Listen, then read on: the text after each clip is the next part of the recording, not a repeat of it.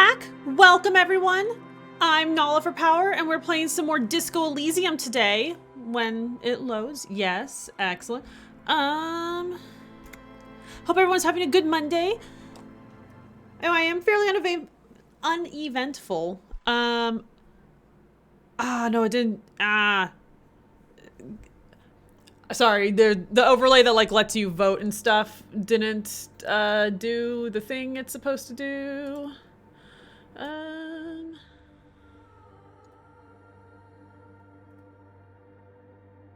Do I have to like just redo this every single time? It's very annoying.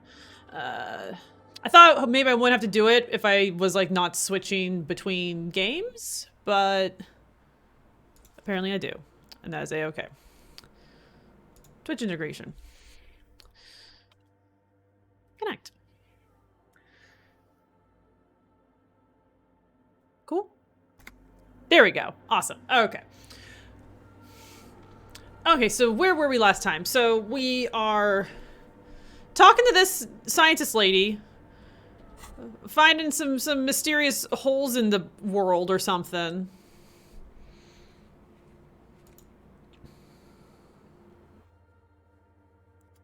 Okay, so we have to figure out why she couldn't hear anything through her headphones. Once I got... we're also establishing a nightclub, and once we establish a nightclub, we'll be able to talk to some people more.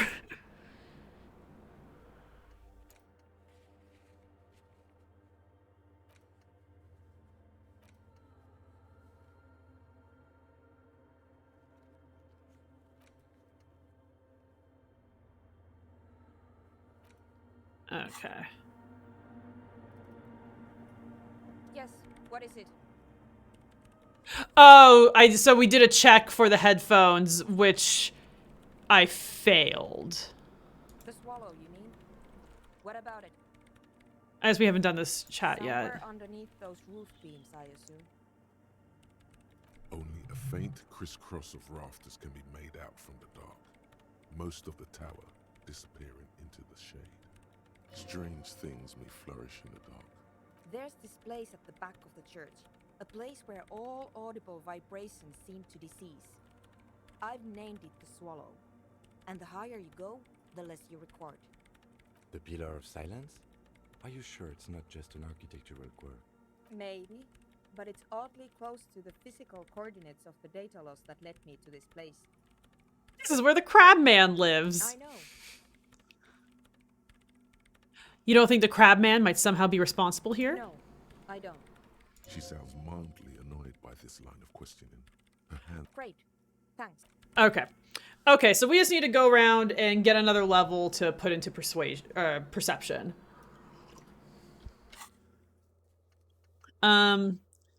So once Homeboy, our Kim, leaves, we'll be able to talk to Clausier.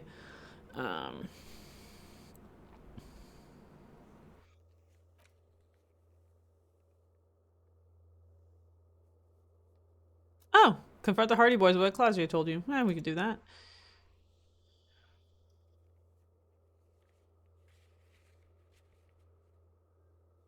Oh yeah, we have to find husband boy.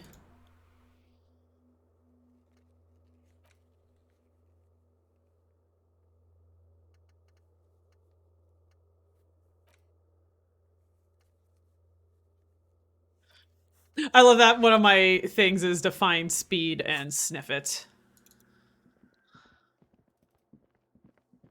Yeah, so the cryptozoologist is supposed to be over here somewhere, but we have not found him yet.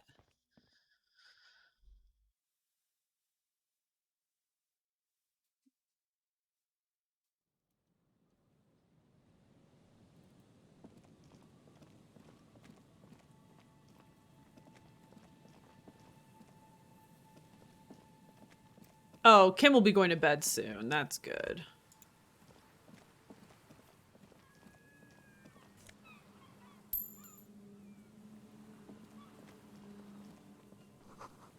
Rusty gears used to turn the whole machine.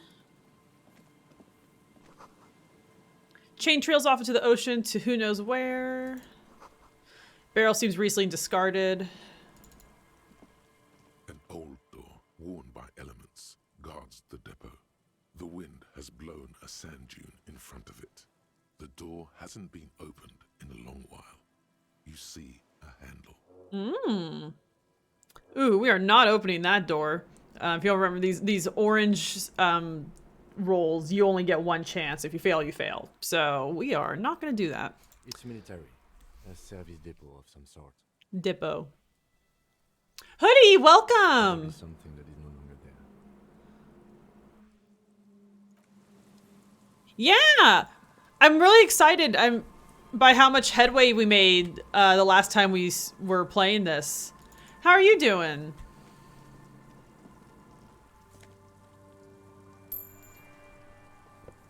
I got a shirt.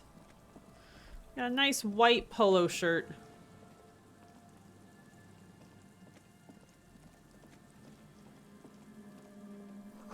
Cigarette butts cleaned away under a rock. Brand Dio Mortiri. Oh, Hoodie! Get some sleep, my dude. Oh no. That sounds exhausting. I do not like being up that long. Broken control box for radio relay tower. Ladder is too rusty to climb.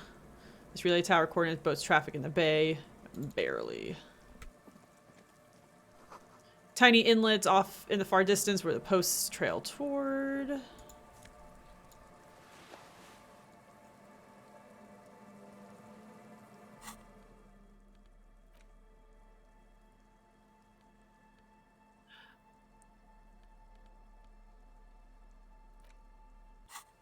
Okie dokie.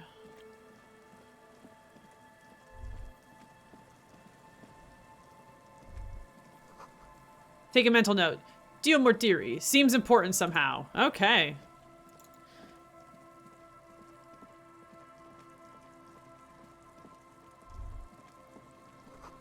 The boardwalk rises to your south. It casts a long shadow over you. Let's run to that guy.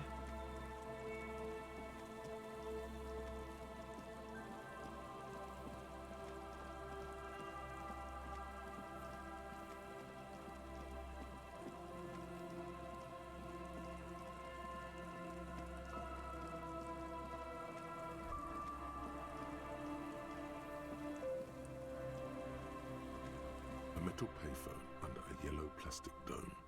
You could use it to call someone, unless you're out of change. Ooh. Who do I get to call? You hear the tone. The machine is inoperable. Oh, let's dial a random number. That's fun. Calling. Still calling. This feels wrong. Should you be doing this? End of tone. Someone picks up. Pierre, is that you, Pierre?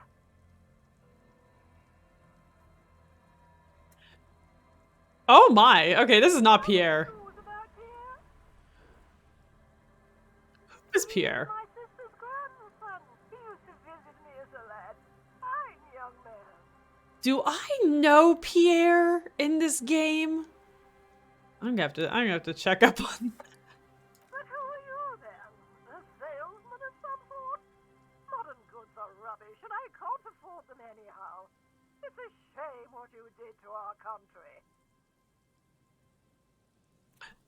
We're just gonna go with police officer. To hell with the police. To hell with you.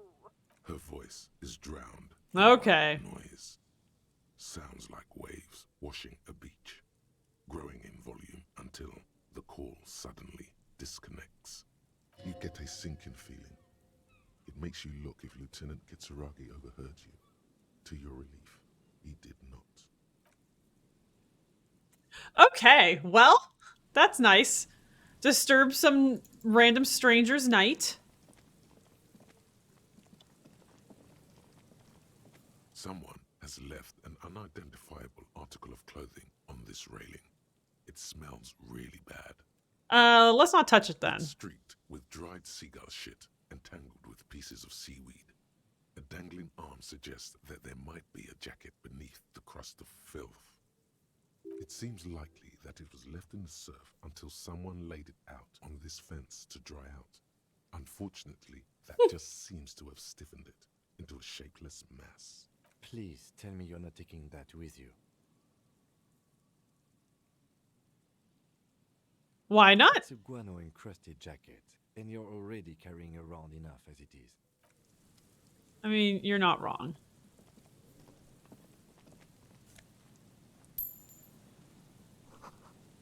Makeshift vagrants have tried to make the boardwalk habitable.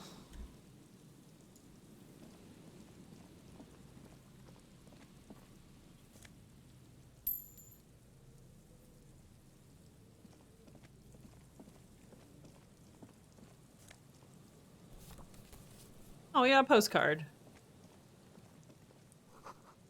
Coin-operated weighing machine hasn't been used for a decade. Vagrants have recently painted the tarp red. Ooh, Megabino's prescription glasses. Oh no, we want to go over here. Where was that dude?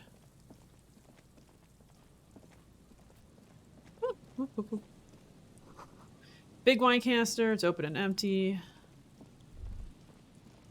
The smell. It's awful and familiar. What is it? Don't you recognize it? That hideous pungency, that faintly cloying sweetness. Only death smells like that. Something cold wakes in the pit of your stomach. Fear. Okay. It is death. It must be. Heads up, Lieutenant. Something's not right. Yeah. We'll sound confident. The lieutenant has already brought a handkerchief to his nose.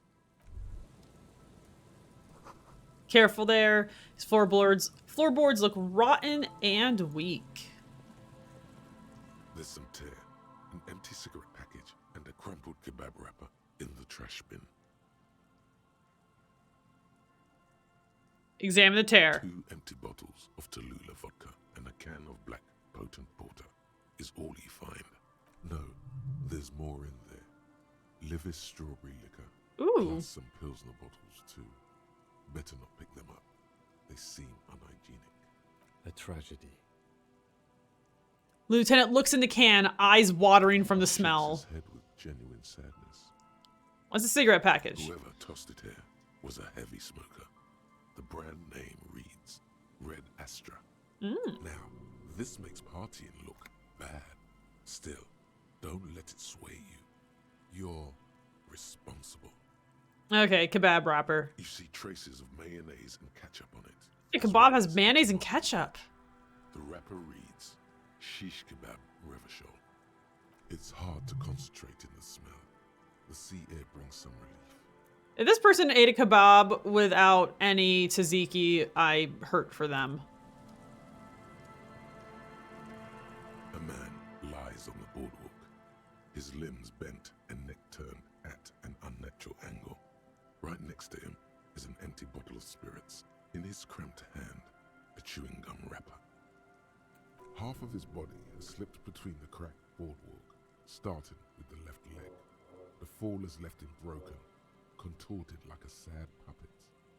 The smell is not as bad as a 2-week-old corpse, but it's definitely heading there. Hold on. The lieutenant squats next to the corpse and examines his face. 2 bulging eyes stare back at him, void of any signs of life. Lividity is faintly pronounced. Whoever this is has been dead for 2 days. No longer. We need to investigate. He stands up and shivers as a gust of wind blows through his bomber jacket. Another dead body. This is your job. Steel yourself. Comfy time for our comfy murder mystery. Calm now. Carefully. Just another day. Just another dead body. Breathe. Study the man's clothes. He's wearing mud-caked boots, beige trousers, and an old brown leather jacket with a bright blue lining. There are traces of kebab sauce on his chest. The leather jacket suits him well. It must be custom made. Search his You pockets. find some sunflower seeds and a rain-soaked library card folded into 2. His jacket feels sodden and heavy under your hand. Good. We should take a look at that library card after this is done. We're gonna study the man himself. The man has fallen through a crack in the boardwalk and hit his head against the metal bench. Coagulated blood covers his black hair. One of his feet is still dangling through the hole. You have to be quite inebriated to fall that bad. Well over a liter of pure ethanol, 3 bottles of wine, or 1.5 of spirits. Or maybe it was just dark. Examine his face. His expression is dull, like the sea behind him. Drops of water shining on his moustache. His eyes, empty and wide, look frightening in their frozen gaze. Height, 170 to 175 centimeters. Curly hair, stout build. Age, approximately 50 to 60 years. He was confused when he died. Confused and alone, most likely. Dude, that is Overcome with the awful bleak. surprise of it all. He was just about to head home. The first step back home proved to be his last. That's what the chewing gum seems to point to as well. Okay, let's study the There's surroundings. some dried blood on the metal bench, right where the corpse's head rests. The floorboards are rotten and slippery wet around the hole. An empty bottle lies nearby. A chewing gum wrapper is clutched in his fist.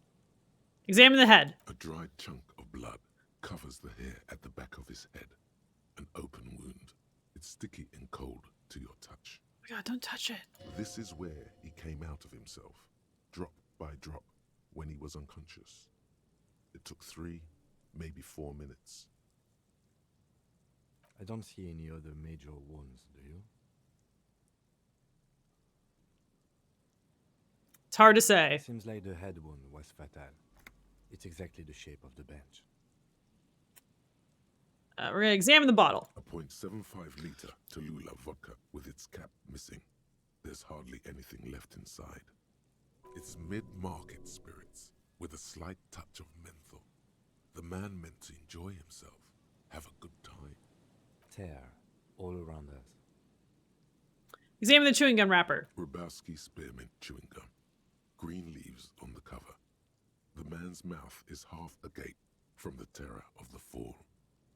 Look at. The blackness Do of it. death. Stench. You think you see white chewing gum too. Confirmed. Nearly the whole pack is there. Solidified on his lower rear teeth. He ate the whole pack, right? It's to cover the smell of alcohol before going home. The worst thing is, I've seen it before. Almost the same scenario. Even the chewing gum. It's always the same. That's rough. In a ditch off a road below the 881, he thinks. A young father. Then he shakes his head to make the memory stop.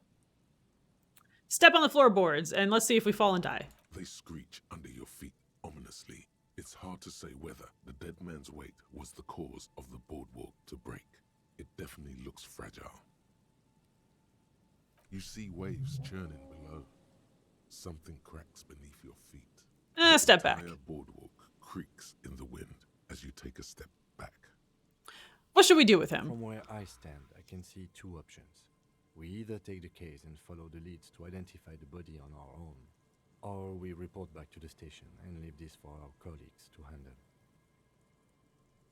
We found him. We should finish this. Alright, we should first examine the library card you found. Then we can call the station from my kinema. Let them know we are taking the case.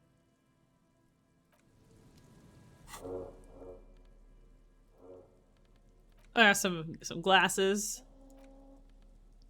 Got a new postcard. Now we're gonna look at his library The card. is folded into 2 and still slightly wet to the touch. The front side reads, Central Jamrock Public Library Card, issued to Billy Mejean, expires July 53. Okay, he's not the cryptozoologist. Billy is a unisex name. Could be the deceased or his family member. Look at the backside. If lost, please return the card to the library. Dial 005 02 55211 or visit us at Moreau Street, 78, Jamrock. Good. Okay. We should give them a call from my kinema. See if we can learn anything about Billy Méjean. Look inside. Whoever owns this card is an avid reader. You find a list of books written in blue pencil. Radio thriller. Stand a little less between me and the sun. The last one in the list is The Glinting Curve by M. Theobald. A library stamp indicates that the book has been returned. Most of these titles seem to be in the sci-fi genre.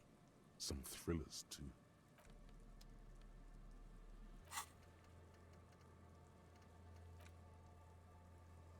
Okay. Coin-operated viewer has been out of order for years. Okay, cool. So we're going back to town. Oh, you know what? It's been a while. We haven't done our pickup like we should. Wait, where's my trash bag? Did I lose my trash bag? Oh no, there's... Oh, it's funny. There's no thingy for it.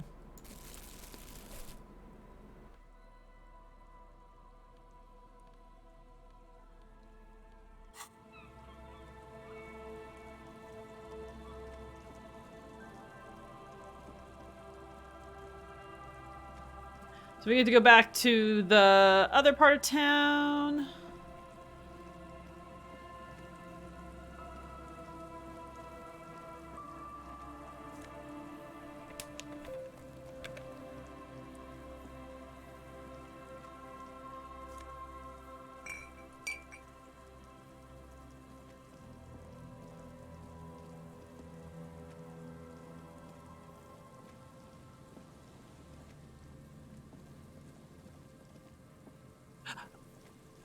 You think this is your favorite OST? Okay, that is some praise. I definitely really like the music. But it's also like really good ambient noise. I feel like I'd have to like sit down and listen to it to fully appreciate it. Or this track. This track is very, very good. Children, go to bed. My goodness.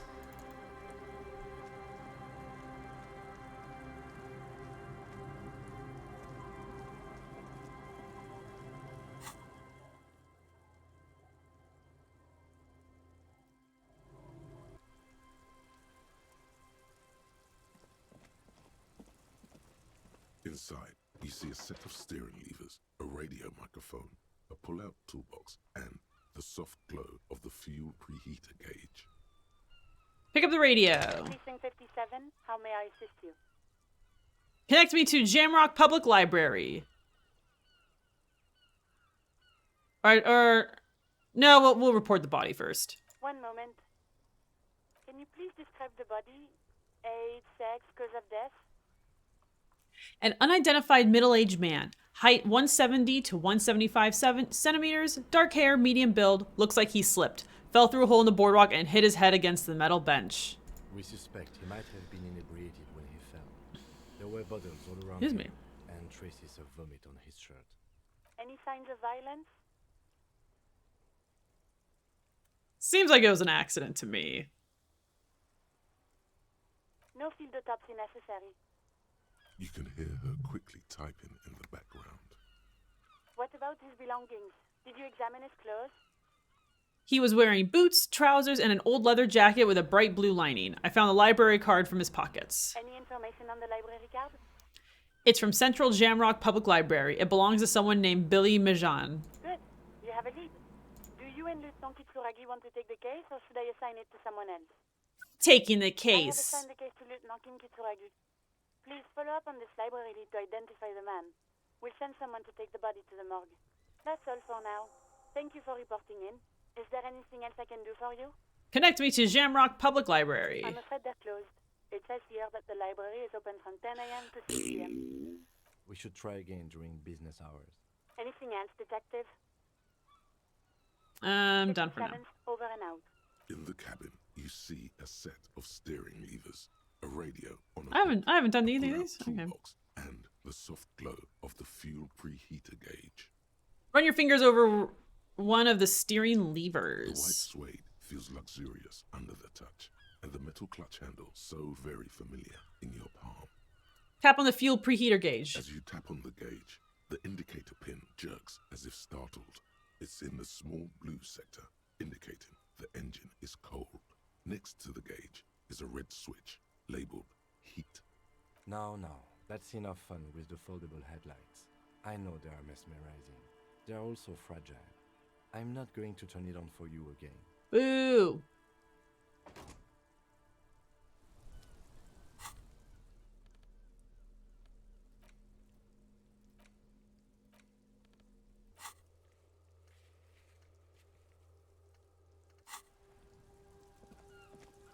Can I go sell my bottles?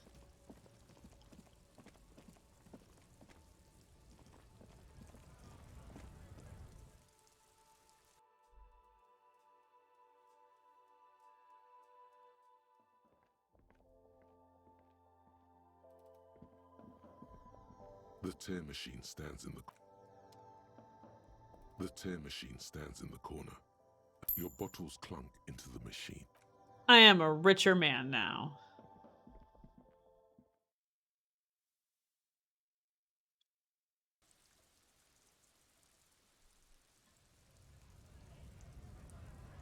Okay, Kim, you need to go to bed so I can go talk to the lady.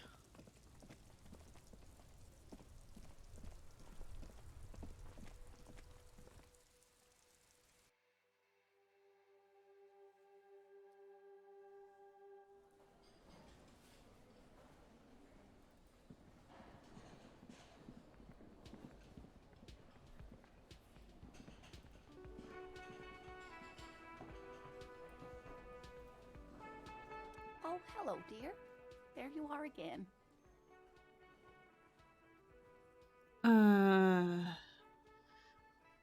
Yeah, tell me more about your husband. He was some kind of scientist? Oh, yes. A zoologist. A cryptozoologist, to be more precise. What is cryptozoology? Also, I love your voice. You are such a sweet old lady. It's a pseudoscience that attempts to legitimize research into mythological beasts and urban Frosty Madman, how's it going? That's one opinion, yes. And people are entitled to their opinions. She's used to playing off such insults casually, but they still affect her. Oof. My apologies, ma'am. I did not mean to undermine your hobby. It's not a hobby, dear. It's a subfield of zoology, one specializing in animal species that are so exceedingly rare that many assume them to be extinct or even fictitious. Searching for such species called cryptids is difficult and often thankless, and frankly, many scientists are too lazy to do it. Universities these days are rarely interested in supporting real research. She's completely internalized her husband's struggles. They are her own. Aww.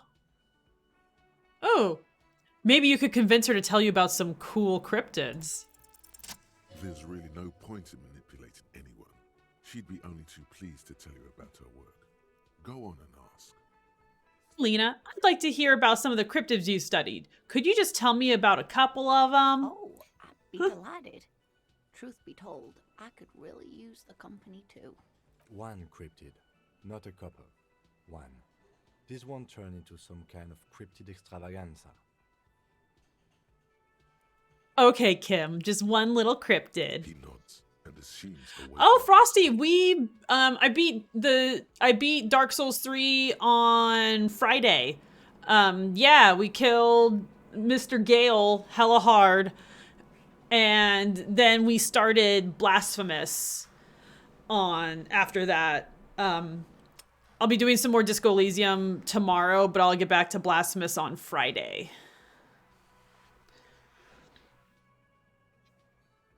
I know. Dude, Frida is very hard. Especially if you're not using Gale to help you. I can't imagine how long that fight would take. Dude, but yeah, man. Finishing Dark Souls is great. Finishing any Souls, like, is just, like, the end of an era, it feels like. You just play them for so long, you get so invested. Cryptids, cryptids. Let's hear about all the interesting cryptids. Ooh, tough choice there.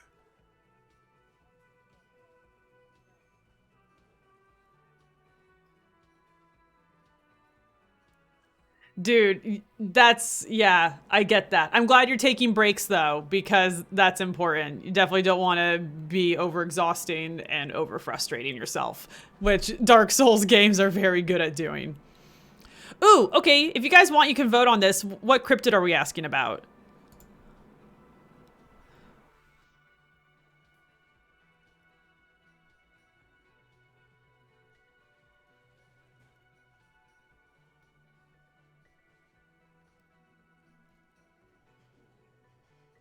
Okay. We got 1 for 2, 1 for 3, and 1 for 4. So I'm just gonna roll a d6.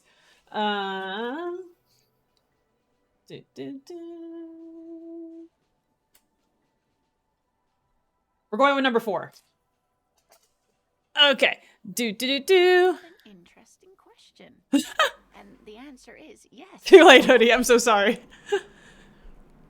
Okay, so we're asking about invisible cryptids. Fun. Oh, Frosty, what kind of build are you doing in Dark Souls 3? Of course. All fairy tales have someone or something invisible in them. Shush, Kim! She's gonna tell me about the invisible cryptid! It's the Col de Mama d'Aqua. Its name means thin whisper of sound, and that's precisely what it is. Self-replicating sound waves, invisible and intangible. The Col de Mama is very afraid of us, which makes it incredibly difficult to track. Strength and faith? Okay, interesting. Oh gosh, strength and faith. So, are you using like a great sword or like an axe or something? What does this sound like? What evidence is there of this animal being a sound? Plenty. It's the evidence that led to its discovery. In the 20s, a group of Areopagite ornithologists, that is, scientists who study birds, were trying out a new recording technology for capturing sounds outside the range of human hearing.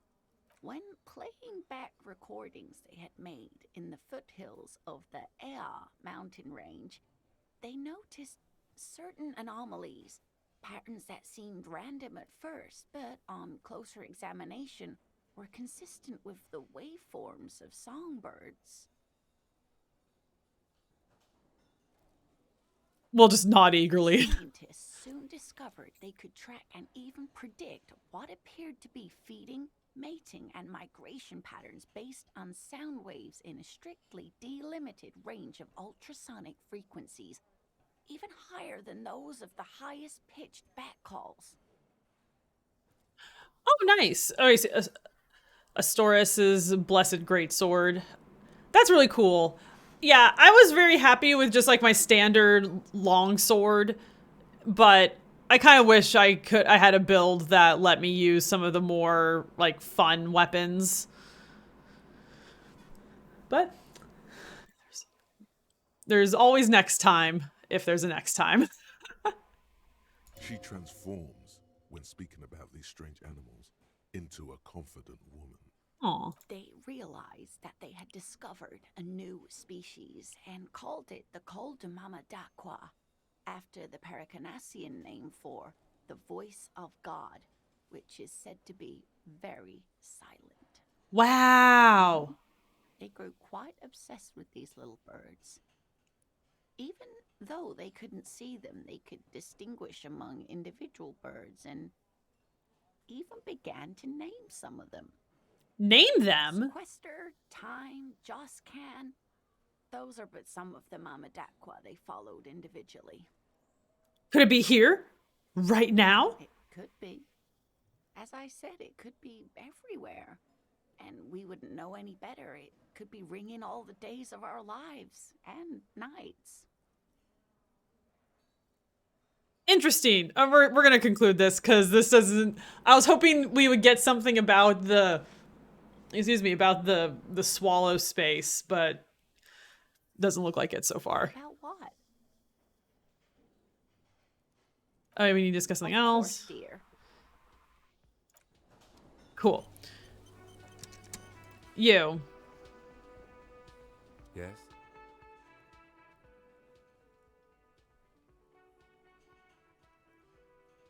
Gosh darn it.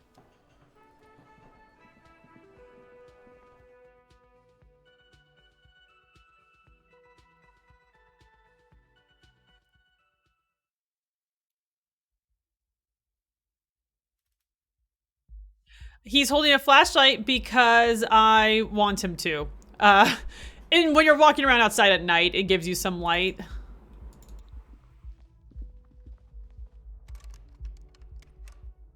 Oh yeah, I can't go in that room anymore. Lol. Okay, so then... Because I can't talk to her when he's around, right?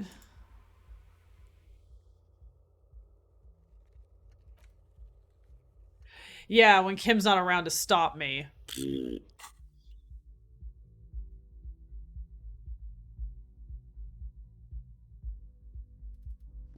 Was there another way I could ditch Kim? I think there was, but I don't remember it.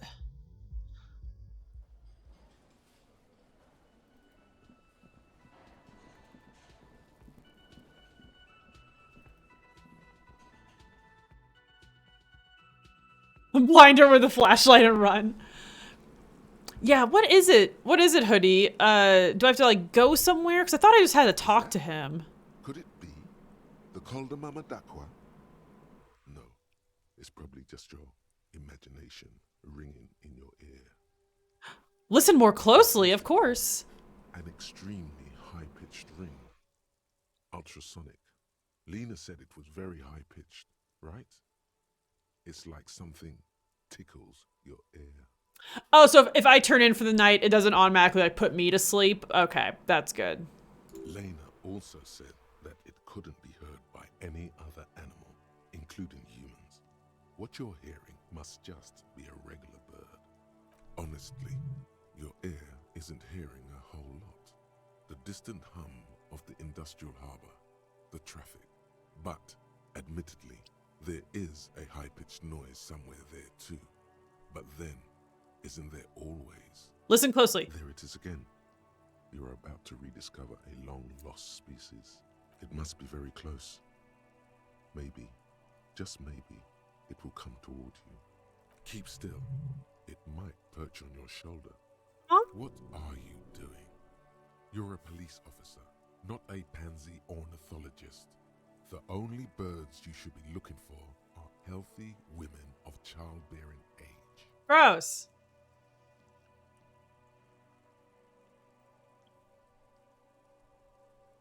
Hold very still and hope the bird comes to perch on your shoulder. The sound. It's moving away. Somewhere over there. Go after it. No. Too late. It's gone. There is no ringing anymore. Just the sound of the streets. Listen more. Keep your ears peeled, then. If the species really has migrated to Martinez, you're sure to hear it again. Okie dokie.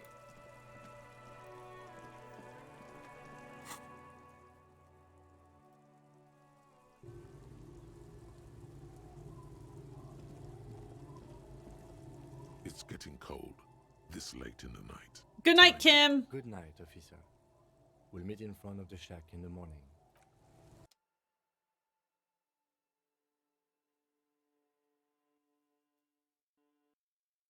Okay, perfect.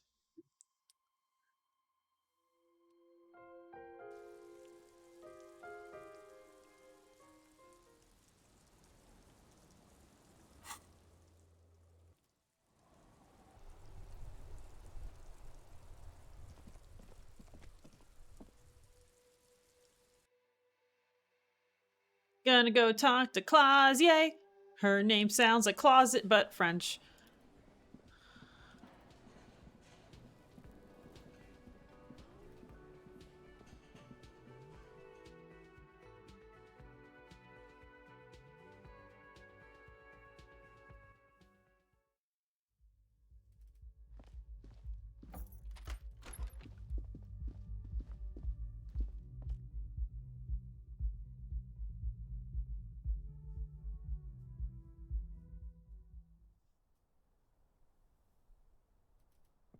No, no, no, nope, nope, nope, nope.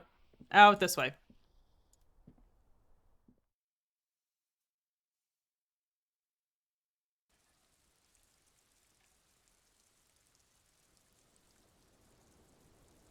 Sup, girl? I was just thinking, what a nice evening it is for taking part in a murder investigation. Now that Kim isn't here, let's talk about Sunday night. Ah, yes. The night before I saw you in the hallway and reminded you you're a police officer.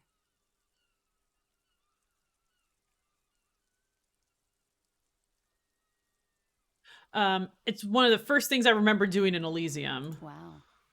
Elysium. You don't hear that term often. She's a glib girl, but she liked the wording. Okay. Did you hear something Sunday night from my room? There was the usual ruckus. Loud disco music. Did I have any visitors? I can't say. Probably not. Sounded like you were flying solo.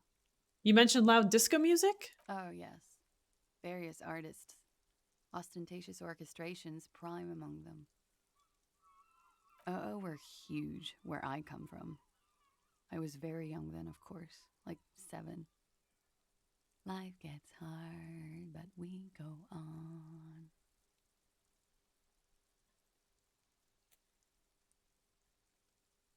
We go on all right. We'll try to be optimistic in this bleak, bleak world. I don't know about that. At around 2 o'clock, the disco stopped, and there was a change of pace. What happened? A slow, sad song started playing, like organ music on repeat. That went on for quite a while. Some of that time you were yelling along to it. What was I singing? That it doesn't matter anymore, and that we're alone now. It was difficult to tell. The song itself was very quiet and soft, but you sounded like a wounded boar, sir. It was hard to understand what you were singing on top of it.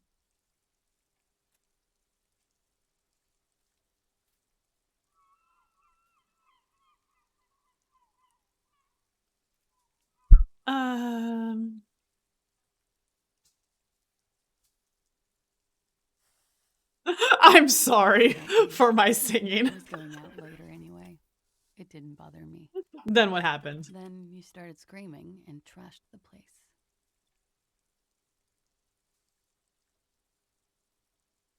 Are you sure I wasn't being assaulted? No, it didn't sound like there was a fight. It sounded like someone was trashing their room.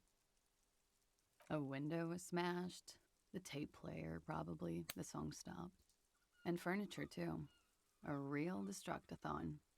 There was screaming. Then I think you passed out.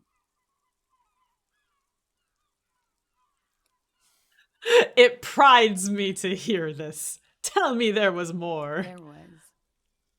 I think you screamed that you didn't want to be this type of animal anymore. I may have misheard, but it was sort of memorable. I went out afterwards. Everything was quiet by then. Around 4 or 5. And that was it. It's a little of both. I would say it's mostly a detective game. But okay. So like it's mostly a detective game, but there are some RPG elements. So like here you have these 6 times 24 different stats that you need, that you get to use in conversations. And sometimes a lot of times they'll do automatic checks for you, but sometimes you get to choose like the roll. And before you do, it tells you like what percentage you're going to pass or not.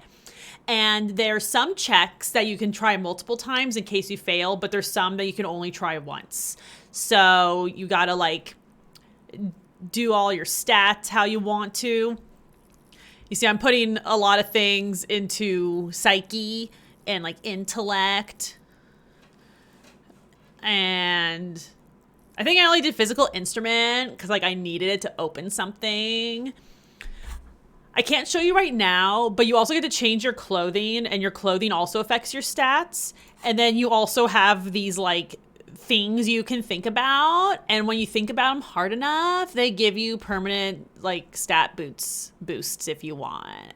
So right now I'm like thinking about the wasteland of reality. It's very, very big brain stuff.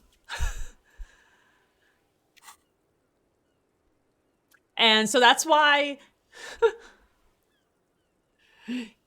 yeah, yeah. There's no combat, but I can't show you my like equipment load right now, but there is a slot for bullets, and I'm very excited for when I finally get to use that. You also get a lot of different clothing options, which is why right now I'm wearing a silk robe and a necktie. Guns, welcome. No problem, sir. Bullets, my only weakness.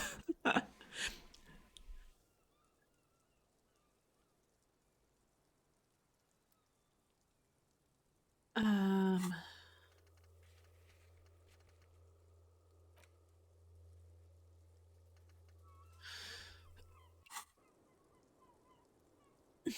Okay, so I need to ask her about the body again. Not my favorite topic, but okay. Okay. That yeah.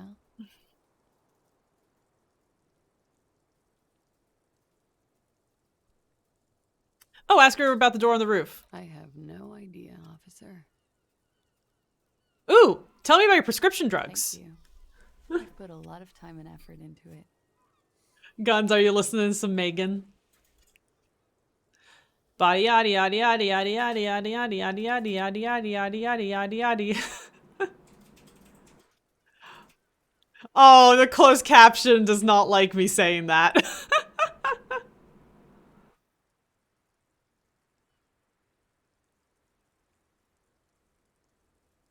Yeah, you got quite the collection of prescription drugs down there. Let me know, lady. Technically, possession of narcotics is legal in Revachon, but you should still reprimand her. No. No, don't listen to the stiff. Be cool.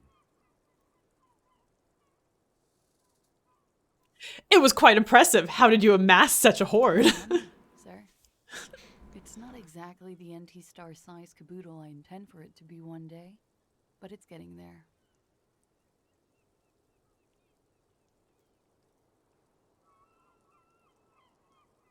Ooh, do I want Preptide? Yes, one of my favorites. It cures many ailments.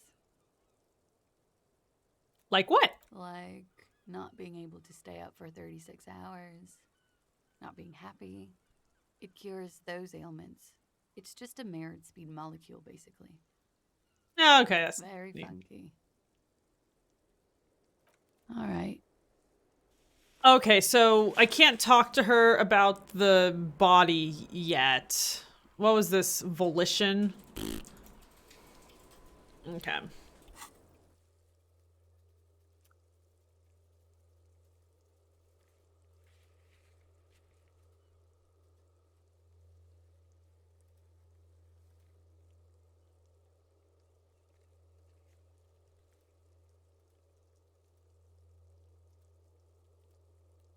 Does it... Okay, so it does occasionally light these up on the thing, but only sometimes. Get some Viagra from her. Let's partay. No, wait, that's what I do want this.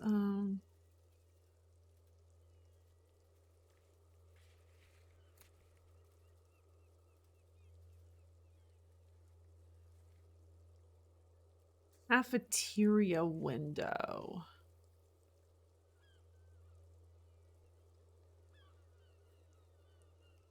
Huh.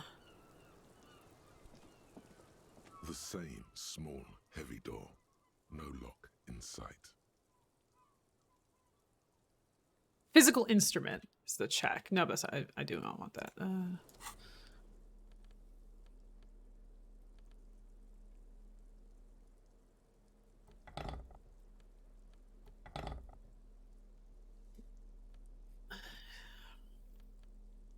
Excuse me. Okay, we want physical instrument.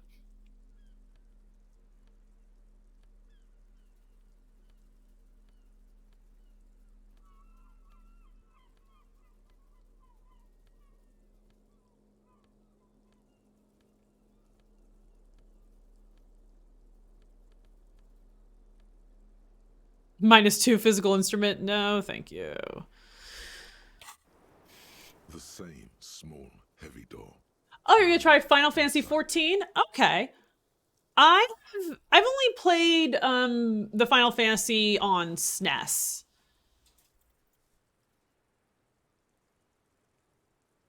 Have you played any of the other ones, or like what's getting you trying Final Fantasy 14?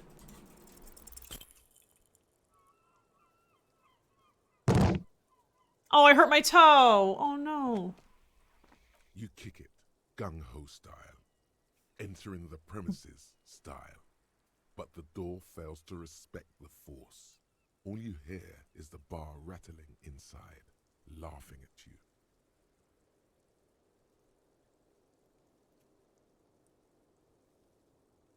Oh, there's a new expansion coming. I see. Oh, that's cool.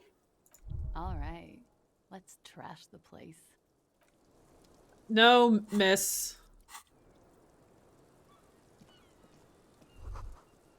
Look, a handful of dried white wildflowers. Just as you look at the flowers, a gust of wind raises them from the roof, picking them up in the air. The wind brushes them off the roof. Aww. Okay.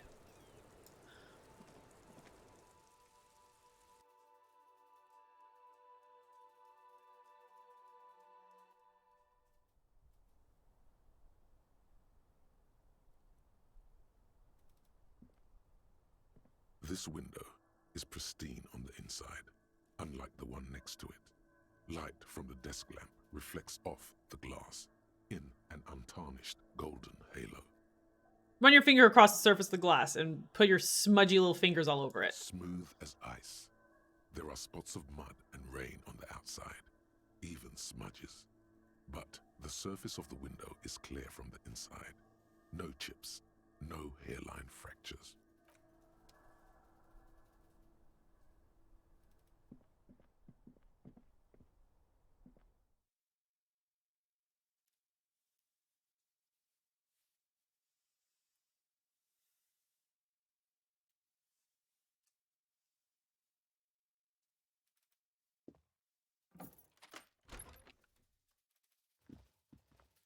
This medicine cabinet is stocked. No, we've already looked at that. Okay.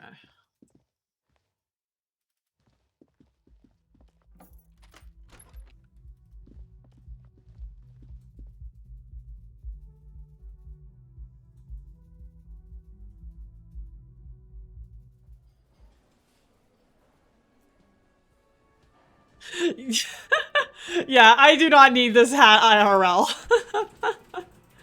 I feel like unless you have the whole ensemble, it's not really gonna translate well as like a Disco Elysium thing.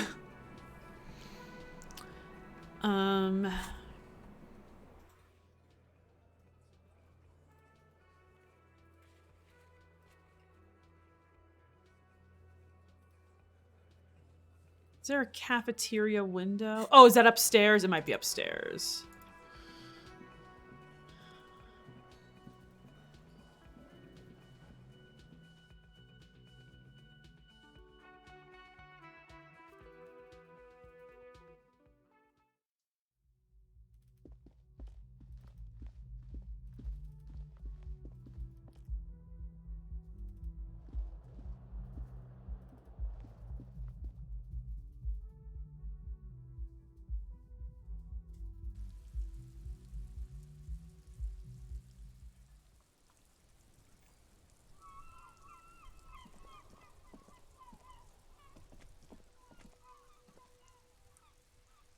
Huh, okay. Yeah, that's the thing is like, the map tells you which white checks you can retry, but I have to remember where they are, and I don't.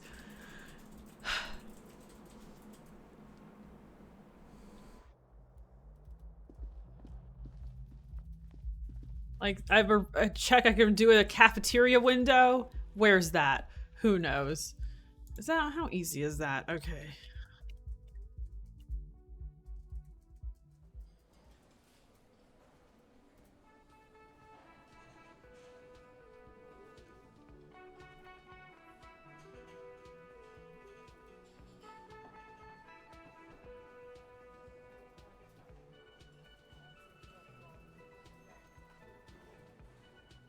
Oh, that. Okay.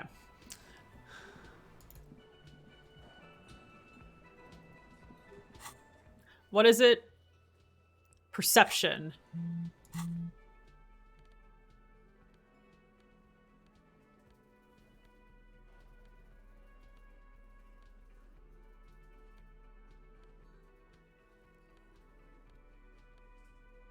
-1 perception.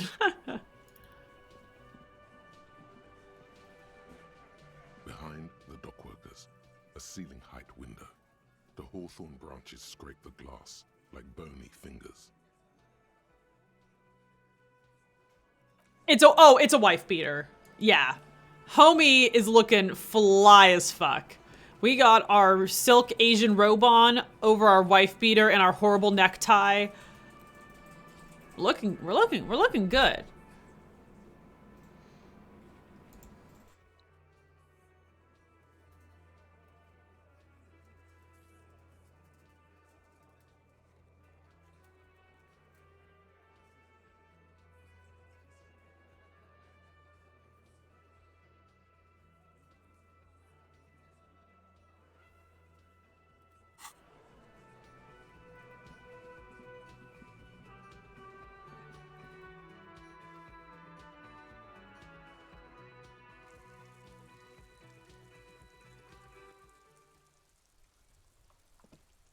These the footprints in the dust.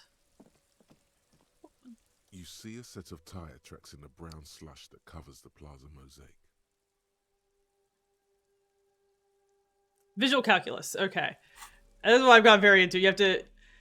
Yeah, +1 visual calculus. If you put on clothing that, like, bumps up your stats, it can bump them up a lot. +1, you see? Boom.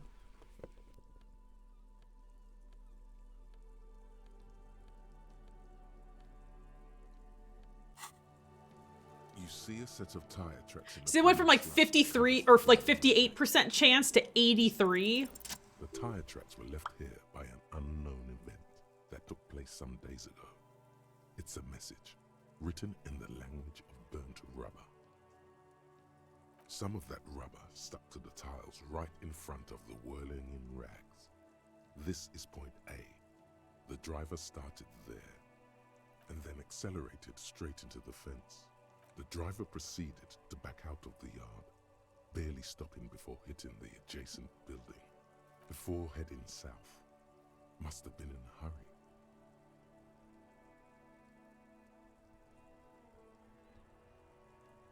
This is significant somehow. Maybe. Probably. An ominous warning of bad things ahead. This is where I started off with my motor carriage. Yes, and ended up half sunken in the sea. You must have been drunk when you left off. Yep.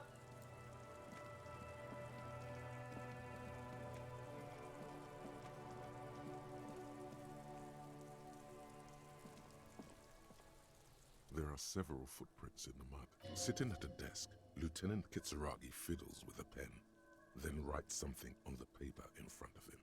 He shouldn't be doing that. He should be here discussing the footprints.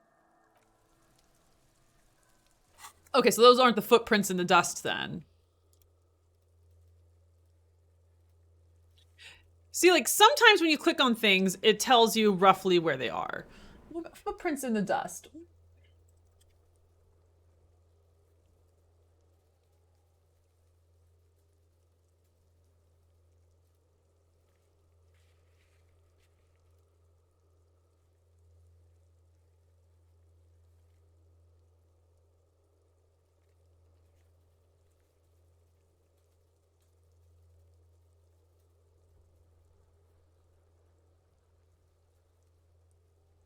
Huh. Well, the first thing is about how people think that these maps are bugged and show you things you can't actually do.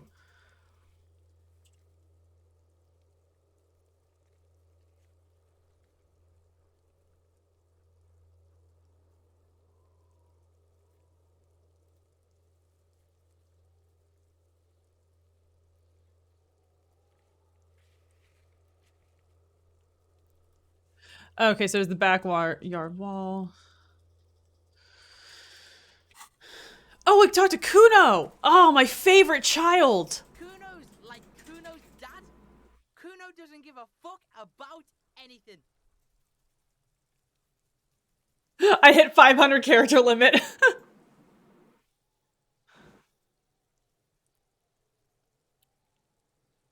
Oh, I thought I had something to say to him. Aw. The trash container stand. The smell of rotten food rises to greet you.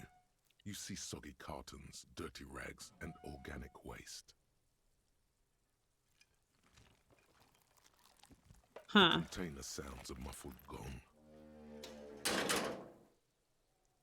That's a trash container.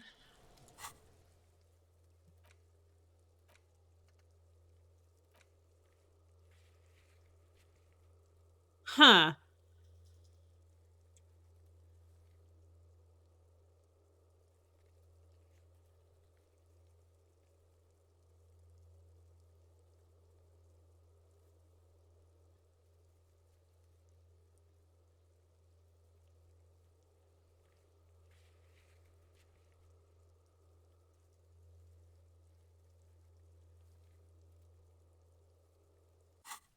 Conceptualization, huh?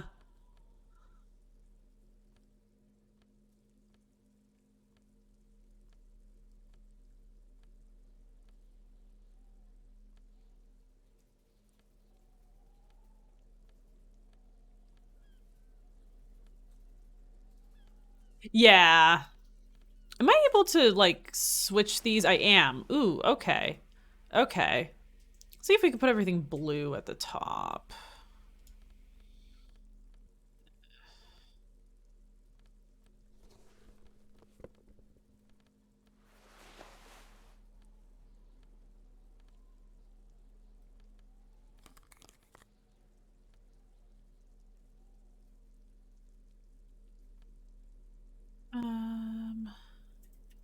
Let's get purple down here.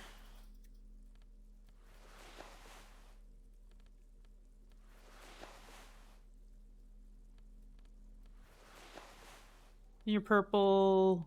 You're purple. You're purple. Oh, you're blue. Okay, so blue. Purple.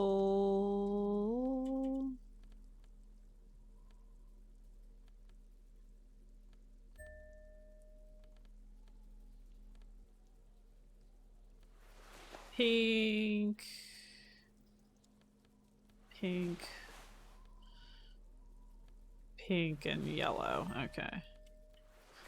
Neat. Okay, maybe I spend less time on that.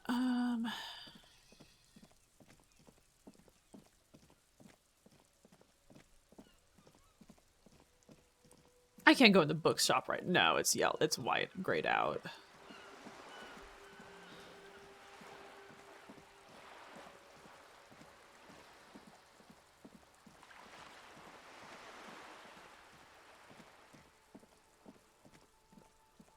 Just an ordinary wall.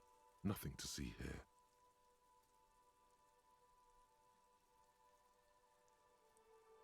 Sure. Because oh, no neat. 17%. Got it. Look at it. The shadows, the colors. Let the conceptual joy flow into your pupils and blossom into thoughts in your brain. All the other walls on all the other houses must make a pilgrimage in adoration of this, the uncontested pinnacle of wallcraft, color peeled from the very face of God. More. Oh, wall father.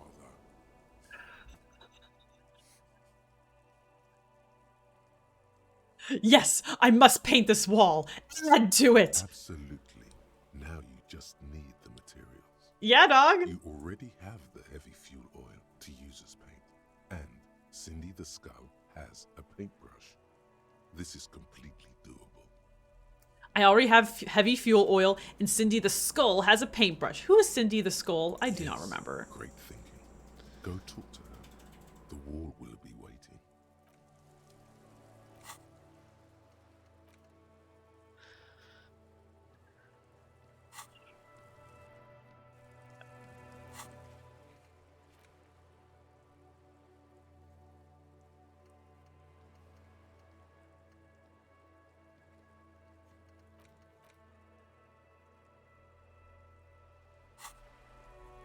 Okay.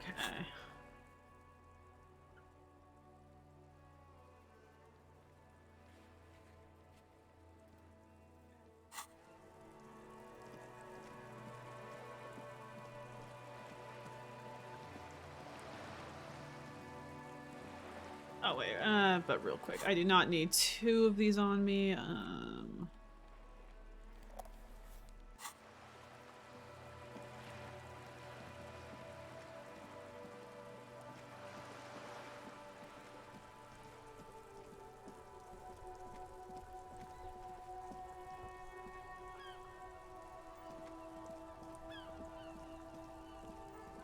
Look through our box of sunglasses.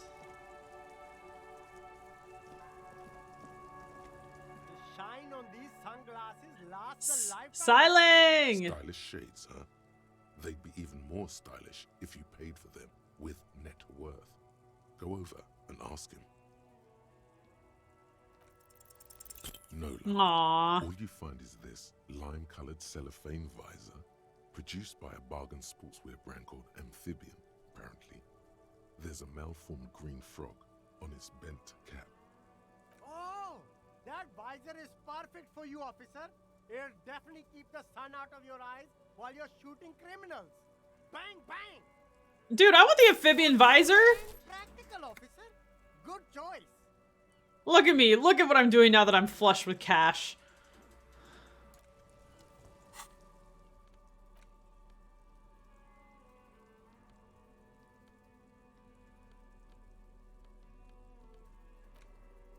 Dude, it gives me +1 perception. Hell yeah. No, I want to wear that. Look at it.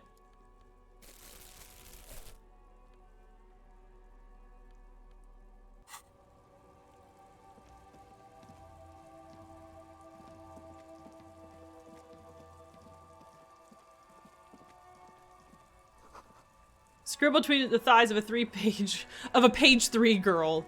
Lorine du disco.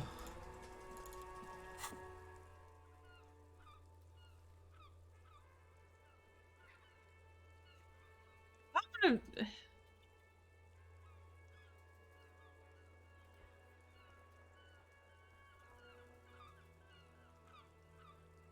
Oh, interesting. Like, it's giving me the padlock door over by the church, but... Or no, it's up there. That's in medium interfacing.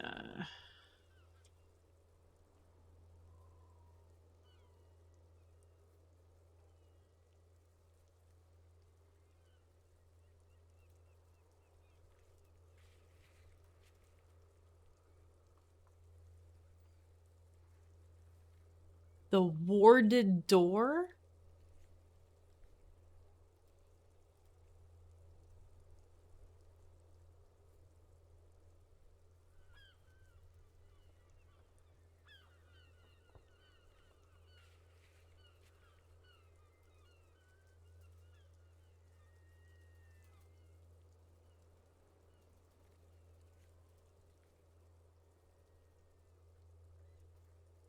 Oh, it's just that one in the bookshop, but we've already gone through that. Yeah, that's weird. Okay. Well, let's just go sleep for the night.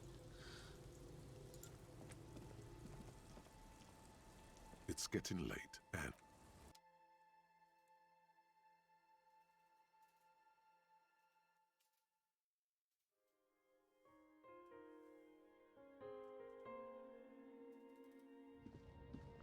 an old mirror hangs on the wall. You see the reflection of your face in it, adorned with the expression Electrochemistry or encyclopedia?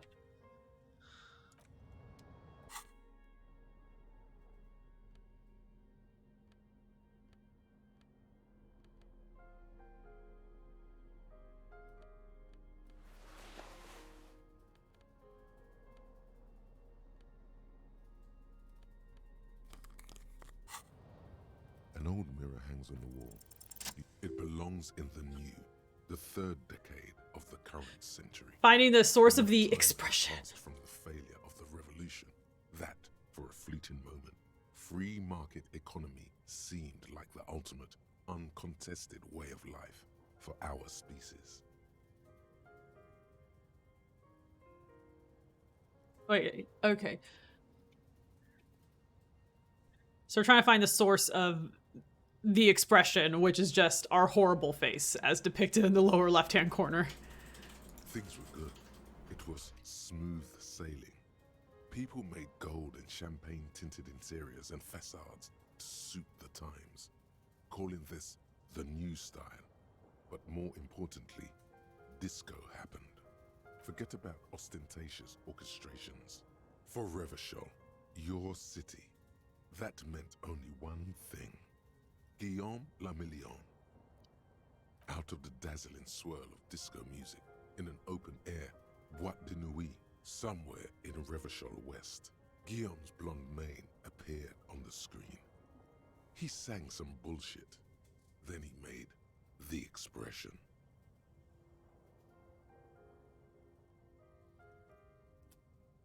So I adopted it? Why? Everyone loved it. Maybe you thought some of the stardust would rub off on you. Maybe it did. Either way, it's all gone now. Only the grimace remains. I feel the need to add a clicking sound when I make it. The click is used to spur on a horse. It also features heavily in Guillaume Lamillion's regional mega hit, Don't Worry, Your Pretty Little Head. Sometimes you like to add finger pistols to the mix, because unlike Guillaume Lamillion, you are a police officer.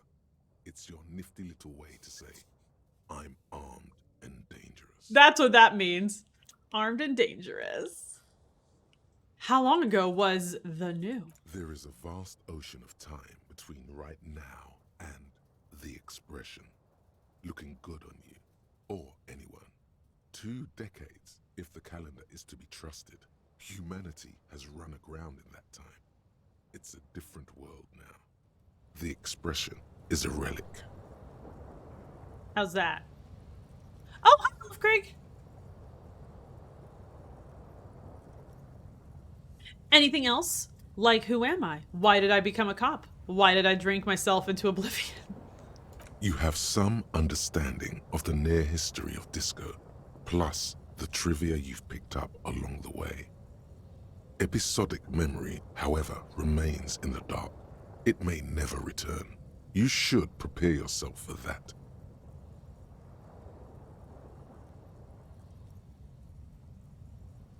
Okay. Huh. Yeah. How's your Monday, Ulf Craig? Okay, let's see. Does it have anything to do with Ostentatious Orchestrations, which is a band in this universe, and it's a great band name? Not really. OO must have just stirred your mind. They're more like a disco rock band anyway. Yes, that's it then. It doesn't have to be. You can swoon over Guillaume and his champagne-corked smile whenever you want to. Maybe some of the stardust will return.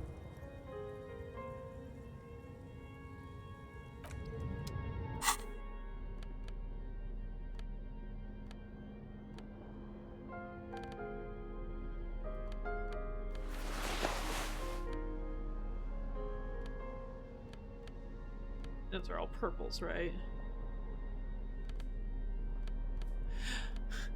Oh, a 2-day course on professionalism. Well, that's good. Learn how to be a professional.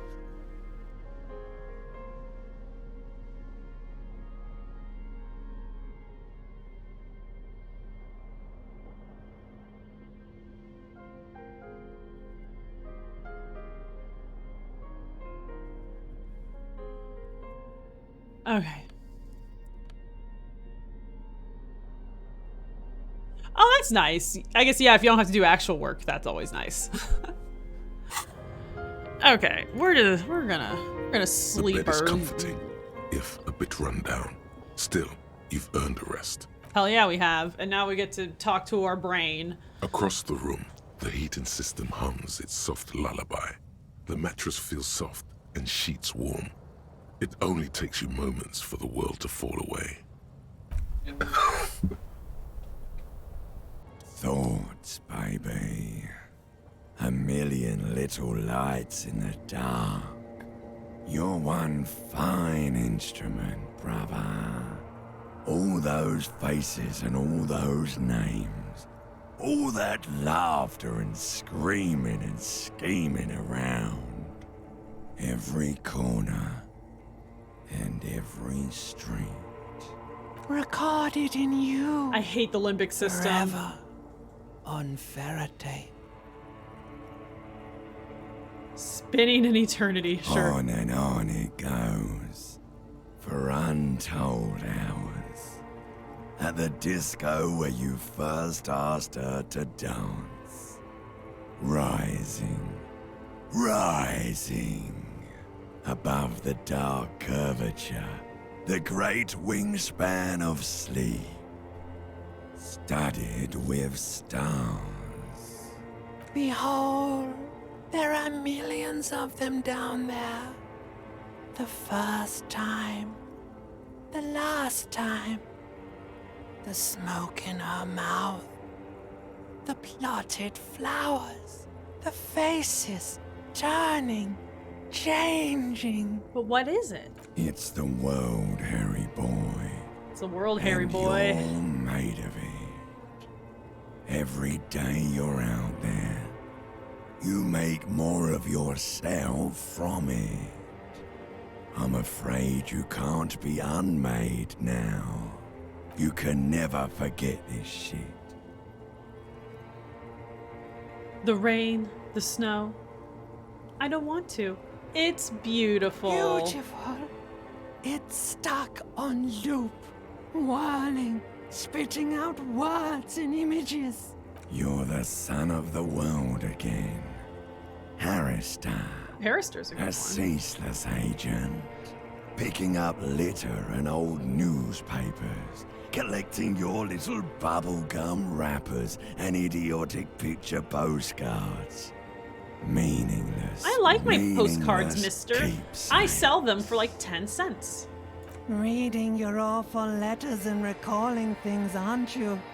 The endless names of the world. An address book you are. The map of a city. I am an agent of the world. You'll go insane if you keep going like this. One more day, and you'll be in the loony bin. I just know you will. And for what, brother man? Solving your little crossword puzzles. Doing your tasks. Crossing names off lists. Trying to become some sort of world detector. It won't make it okay. It won't put smoke back in her mouth. Let's just feel the pillow under our cheek. That sounds nice. Beep, beep, beep. The alarm is ringing, Harry. The disco circus goes on and on. You barely slept 3 hours last night. You can do it. It's nothing. Do it for the city. Go. Open your eyes. Damn, 3 hours of sleep. I don't like that.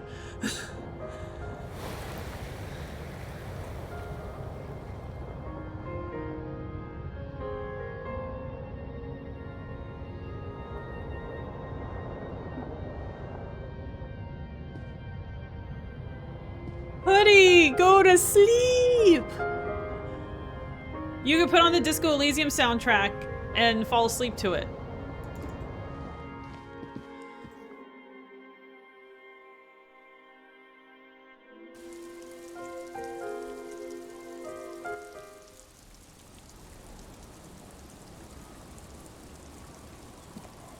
Yes?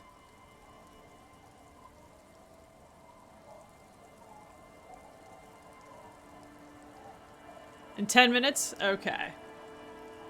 So that says that talking to the right person can open up a white check. Oh, I get to put a hat on. Just a second.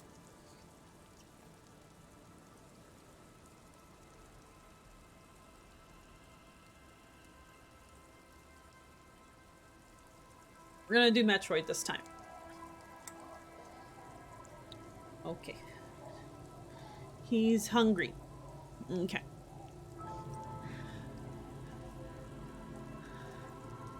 Okay, cool. I am now a pro gamer girl.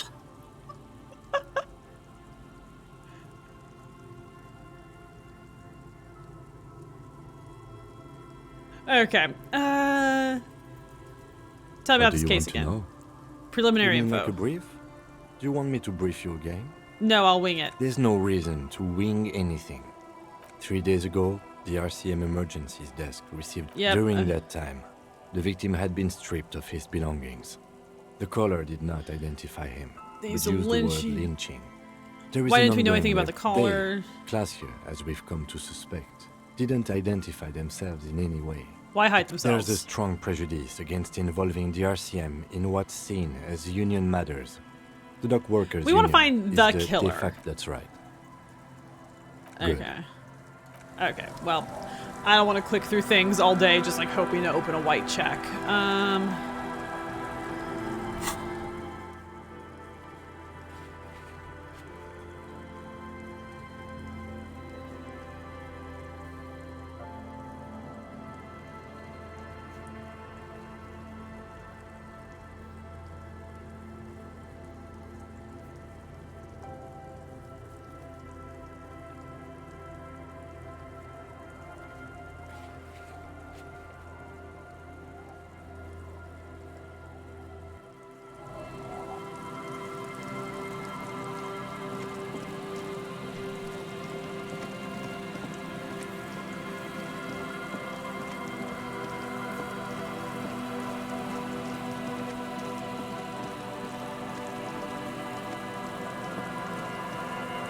Old door, worn by elements, guards the depot. No, okay, that's where's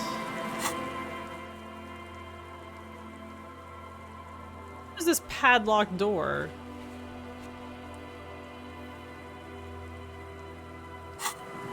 Okay, it's gotta be in here somewhere then.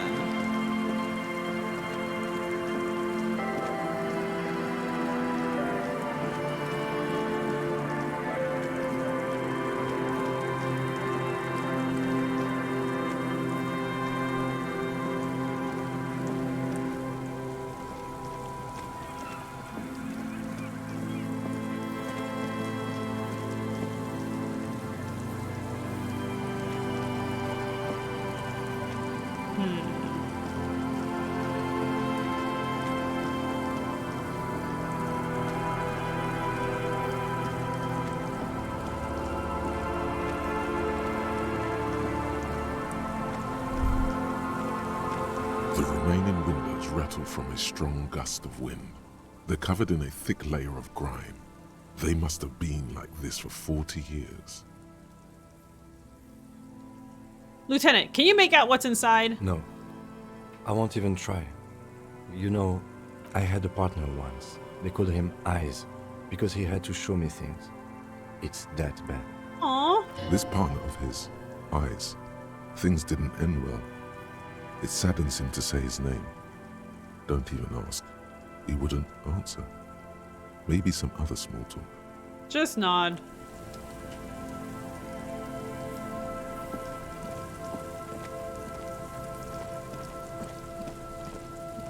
You see, a once bright mural towering above a slogan used to intertwine. Oh, okay, we've already done that.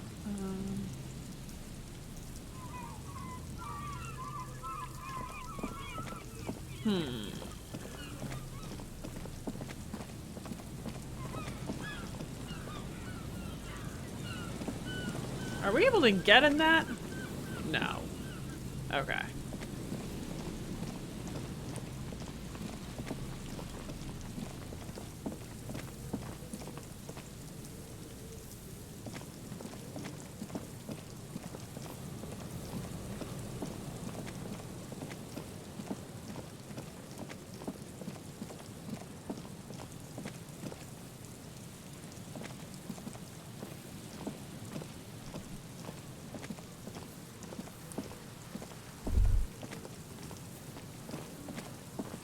Okay, so you can walk with WASD, but how do I run? Oh my gosh. No, wait, no, what was that? What was that? Give me...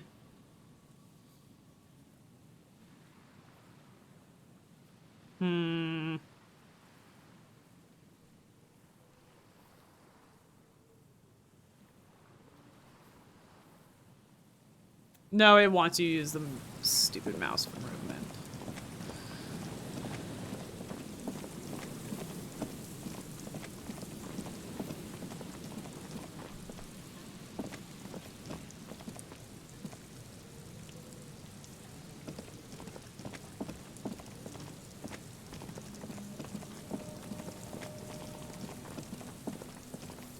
Alright, so there's that. Yeah, maybe these are just like super bugged. I have no idea what a padlock door is.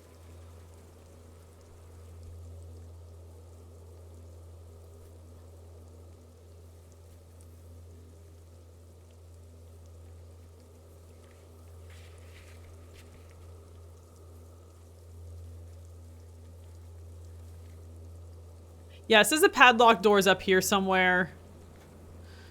Do not know what that is.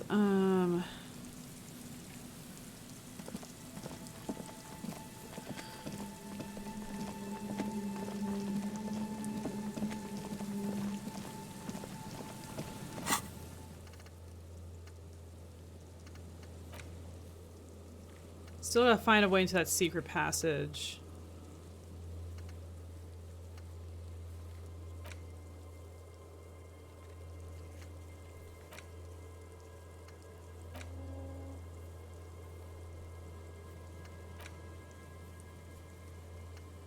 Oh!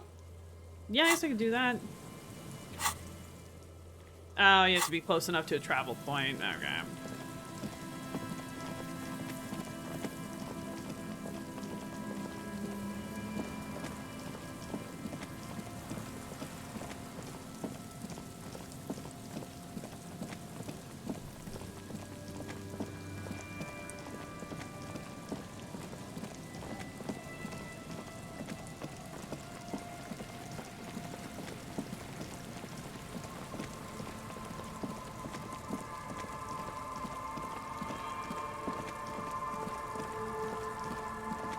No, we won't. How close to... Oh, good, I can travel now. Okay.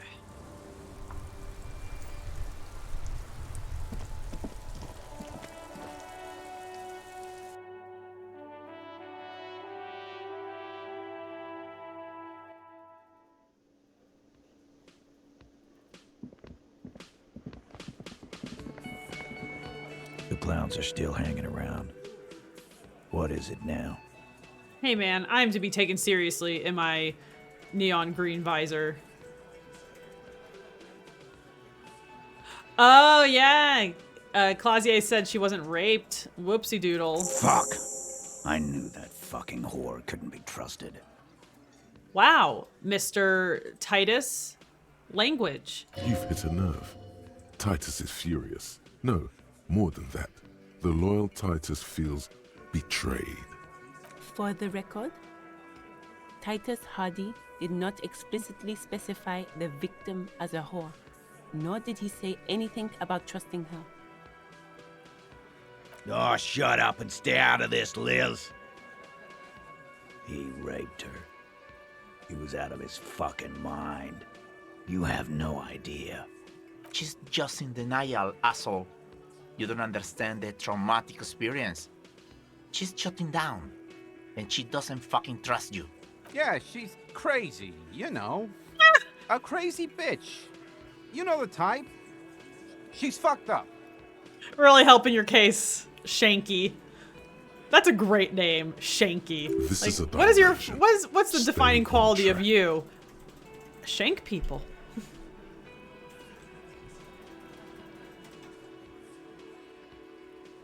Lawman, I'm at the end of my goddamn rope with you. I fucking told you not to push her. His hands become fists. Whoopsie doodle. And you went and pushed her. I am gonna fucking... Titus Hardy. Elizabeth, gotta be the voice of reason. Success. Titus backs off. Fists down, everybody. Goddamn, no one tells you to put your fists down. Everard personally sent me to take care of this. If this goes south, we'll all be in the shit. But you, Titus Hardy, are going to be buried. Am I understood? When she's angry, she emphasizes the S. It gives her voice a strangely hypnotic quality. Her lips barely move as she speaks. Frankly, it's a bit terrifying. Someone has to rush in to break the tension. The second in command. Look, Copper. We know that that fuck was a rapist and a killer. We got him confessing to it on tape. Show it to him, T. What's the harm, right? Yeah. Here, jerkwad. Listen to this shit. And then come back and tell me the soldier of the apocalypse was an innocent man. Where did you get this tape? You think we go into this shit deaf and dumb? You RCM aren't the only ones who know how to bug people. There's no university degree for that. So you bugged him? How? We have machines. We're in logistics. How do you think a harbor works? It's advanced stuff. Understood? You've listened in on their communications. How long? Since way before their chief started taking swing lessons. Things got nice and quiet after that. Which one of you is doing this advanced radio work then? It's not advanced. You just hold up in a coop all day, writing down what they say. It gets hot as hell in there. Don't put yourself down, Angus. It's important work. Yeah, man. You're like a radio genius or something. Those notes are some in-depth stuff. Indexes and shit. Where can I listen to this? I'm sure we can find a tape player. Where can I listen to this? Why don't you try shoving it up your ass, genius? I know I can always count on you, Shanky. Yeah, play it with your ass, cocksucker. Thanks, Glenn. I'm sure we can find a tape player. It's not a problem. So what's on this tape? What's on it? We call it the door gun a mega mix. You'll know why once you listen to it. Why should I care about the tape? You lied to me, mister. You don't care about evidence. The fuck are you a cop for, then? Pigs, T. They don't care about getting the truth. They care about getting convictions. They are fucking keeping a score on their bulletin boards. I won't be on your bulletin board. If you don't listen to the tape, we got nothing to talk about. There's a lot of questions. If you ask them now, they'll just keep bringing up the tape. Listen to it, and they'll have nothing to hide behind. Don't forget your tape, lawman. Compliments of Titus Hardy. Fine. I'll listen to... Oh, there's an option to not take the tape. Interesting. You do that. Oh, and keep it. Maybe you'll need a reminder of human ugliness someday. I found someone who saw the hanging. A witness. A witness? You ain't got shit. The locals would never come to you with this. That's just cop tactics, Titus. Next, he's gonna tell you one of us already roll on the others, and he's in witness protection. My witness isn't a local. Well, let's hear it then. Who is your mystery fella? He's not alarmed by the sudden appearance of a witness, but he is surprised.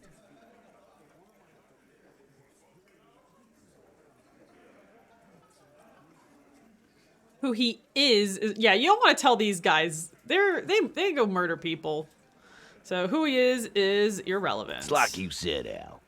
Copper's coming up with this on the Yeah, spot. but they don't trust that. There is no witness. I've seen this shit a million times, Titus. Fly fishing. They are desperate. Tell us, Copper, what wacky claims did he make? The witness said the hanging went down very quietly. No shouting, no commotion. It's you assholes that feel the need to go around like a fucking brass band. The Hardy boys are dead silent. The Hardy boys. Yeah, it's like they put cowbells on you before they send you to the streets. What's with the cowbells, policeman? They're avoiding having to answer this question. I'd imagine you guys drinking and singing lynching songs. What's with the funeral silence? We were drinking, weren't we, guys? I hit the bottle hard. I was drunk as fuck. Right, I'm convinced, Glenn. Nothing off here. Just a regular hanging. Get him, Kim. Bullseye. Glenn looks around uncomfortably. The lieutenant hit a nerve. The witness said he saw 2 people of Areopagite descent and 1 of Mesk. Areopagite? Boss, I think he's trying to say me and Theo. Well, yeah. What is confusing you? Eugene, Theo, and Elaine were there too. I already told you. We were all there. The witness said it looked like a surreal play. I'm sure they're gonna love this froofy talk. That means absolutely nothing to me. It means the whole scene was long and drawn out, like it was from a film. What is this fella's problem? Sorry we didn't make it more action-packed. It wasn't the first thing on our minds, you see? Shanky. It's Shanky, right? I thought there's something wrong about the lynching story. Now I know there was. You don't know shit. I know you are lying, Shanky. You didn't break this wagon fort, but you did manage to rattle the people inside a bit.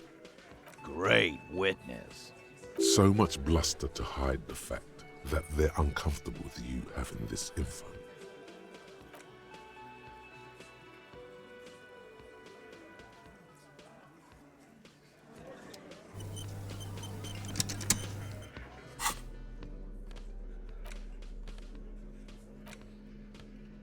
You stare at the great door gunner.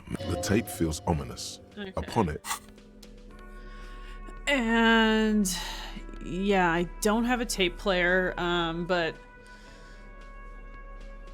yeah. Have a good night, Hoodie. I hope you get some good quality sleep. Get some restful sleep.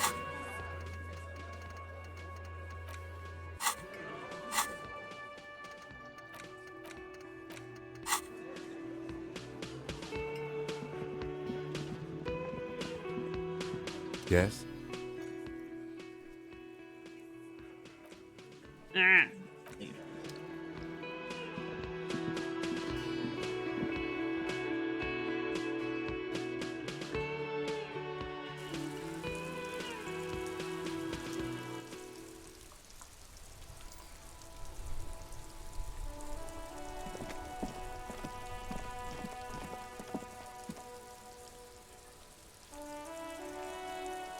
What I want.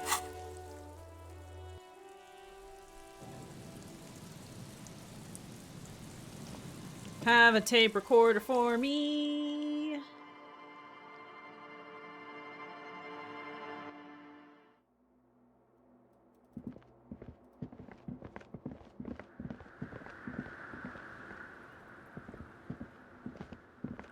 Yes, what is it?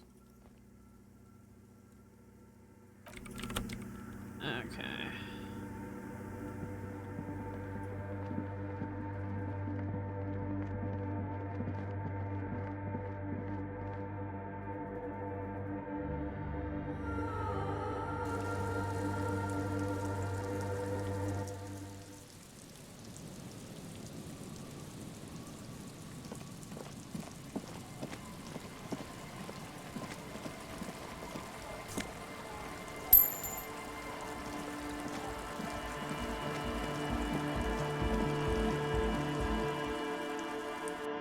Someone have a boombox for me. Oh, maybe I have to buy one at the pawn shop. Hi again. So, how things? Goodbye, officer. The large-headed. Good morning! Yeah! Pump it up! Pump it up! Pump it up! God bless you, Egghead. Why are there lungs on your belt buckle? Lungs are for love! Why would lungs be for love? When Dolores Day was anointed innocence, her lungs started glowing through her body. For the world loved her, and she loved it back. Yeah! Why wouldn't they be? Are the lungs not the place where you hold the breath of your soul? Makes perfect sense. Love! In a woman's lungs. Lonely as I am, I'm not afraid. This strange, damaged feeling grows on, cause I've never loved someone like you before. I know, dude, Ulfkrig, this guy is, I want to party with him. And not, but I wouldn't actually party, I would just sit in awe and listen to him just yell things. In his delightful German accent. A dopamine surge accompanies the words. It feels like electricity flowing down your scalp, dissipating into your neck. Feels good, like a spark of life in that moribund sponge you call your body. Are you a thought leader? No nation, but transnation. No war, but class war.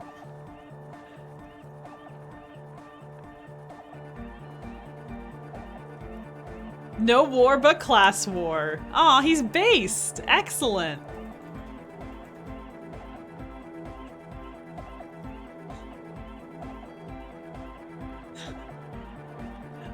Does that mean you're a thought leader? Don't be a lunatic. Of course he isn't. Jermaine here just yells random things. The class war. Sooner or later, one of them will come off as thought leader, lol. Yeah! Reversion imperative! Unless you were thinking Reversion imperative right now. Anyway, I've had a similar thing happen with eggs yelling. I know what you mean. Fuck it, let's lie. I was thinking Ravishal imperative. That's fucked up, man. Lying like that. And a cop, too. Oh, He's not a communist. It's just something he likes to yell. He picked it up from a tape jockey at the Elysium. She was a communist, though. Oh my god, Ulfkrig, you're right. It is just Ninja from the hip-hop funky funk group D'Antvert. Yeah! With the rebel yell! Yeah! Tell me something else, Egghead. Is your real name Germaine? Dark hardcore! Jermaine Egghead! Basically, yes it is. Ninja probably does not want a class war. Yeah, he... Huh? I see you're here again. Off-sign, man.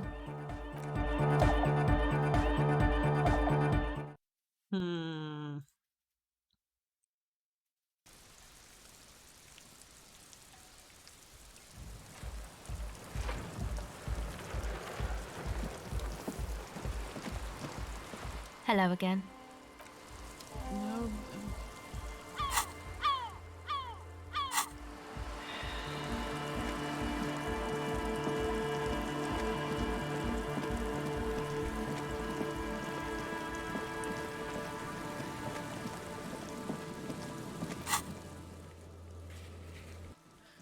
Hoping I can just buy it at a pawn shop.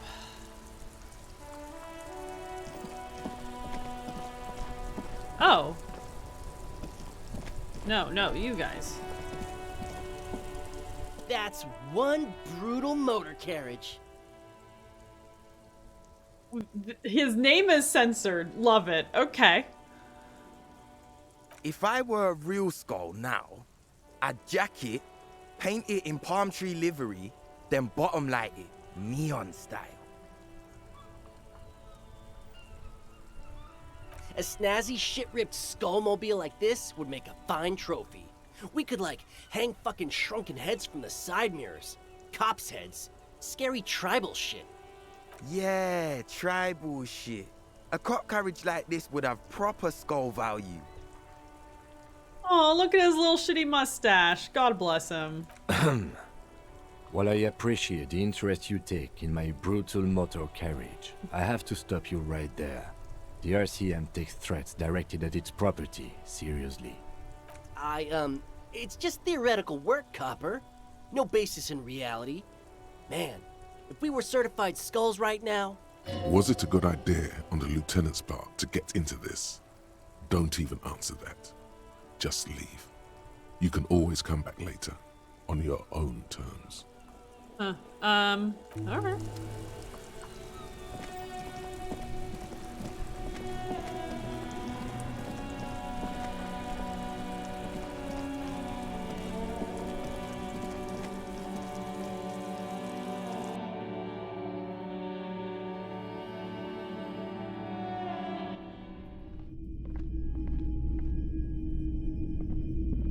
Hello, hello. Let me know if I can help you with anything. Okay. I'm looking for something that plays a tape for police business. Yeah, we still have those boomboxes on the shelves. Okay, then. Do you have any recordings of the Koldomama Daka? The Koldomama Dakwa? The Koldomama Sorry, Dakwa. I would never have guessed that you were that interested in ultrasonic sounds. Or birds, for that matter. Well, I wouldn't have guessed that you know what it is. That's fair. It's been a long time since my Koldomama Dakwa hunting days. Once knew a group of young musicians who decided they didn't want to play music anymore and started looking for all kinds of interesting sounds instead. This was before, you know, lost touch with them after all of that. Sounds so cool. Cool or not, one of them was obsessed with recording the Koldomama Dakwa. And he was one of those passionate people who know a lot about all kinds of strange things. So he got the rest of us to join in his search. Did you ever find it? We thought we did. We got together all these recordings of unusual sound patterns, compared them, cut them up and combined them into the Symphonia Koldomama Dakwa. Can I listen to it? Unfortunately, I don't have any recordings from my old life. None at all. But I do have a tape with some ultrasonic sounds that might be what you're looking for. Do we really have time for this?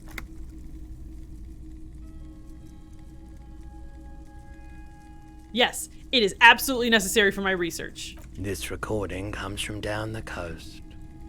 Wasn't looking to record anything specific. Just left a recording device there one morning. Keep in mind, I have to slow this one down enough to make sounds well over 200 kilohertz audible to the human ear. Excuse me. It will be get a mild case of the sleepies strange. myself. As the hum grows louder, modulating but always unnaturally uncomfortably low, like it's coming not from the speakers, but also from inside your chest. Breathing is becoming difficult. Not good, not good. You're about to start suffocating. You have to stop this. Okay, listening to this hurts my health. There's a growing sense of dread. The sound is coming from inside you, but also surrounding you. It feels as though someone is standing just outside of your range of vision and watching you, doing this to you. He nods to you, reassuringly, just as more diverse, higher-pitched sounds, some random, some appearing to form patterns, hit your eardrums. What's that? Gulls and skewers. But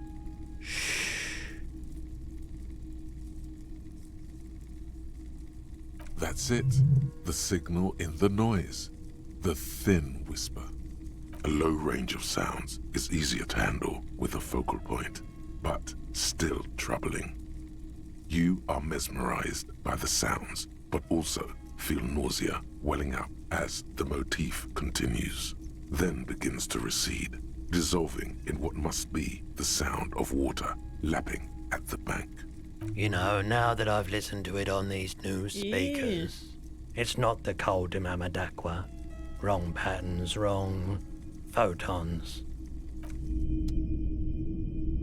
The boomboxes wait on the shelves, and your boombox, that gold and amber Harmon Waushi, stares at you longingly with its tape reel eyes. Can I get a police discount? A discount? I do have to keep... Remember, he doesn't like music. He likes sounds. The Doorgunner Megamix is his type of tape. Certainly, he'd give you a discount if he knew you'd play something so experimental. I'm not just doing any police work. I've got the Doorgunner Megamix here. An era-defining work. Let's do 4 real. 4 real is offensively low. But just this once. For the music. Damn right. And here you are. Quality sound reproduction on the go. It'll play anything. Wherever. Turn any tape.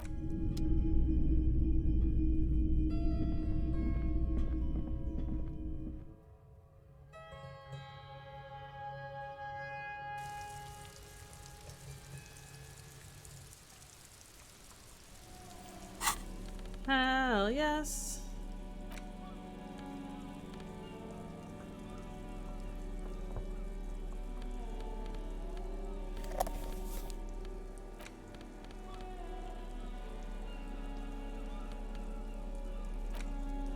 The porter reel is just what you needed. The real. Play a tape. This isn't Revachon. This is a fucking village. I can almost see the elephants. The harbor. That's the son of a Kvalsund crane. A Kvalsund crane. When this shit is done, I'm gonna tear that place up. Soldier of the Apocalypse style. Kill shit. Dogs and chickens too. So we think that this is a recording of the murder victim, and this is supposed to prove that he deserved to be murdered. Gonna run a room, Cordy. A real nice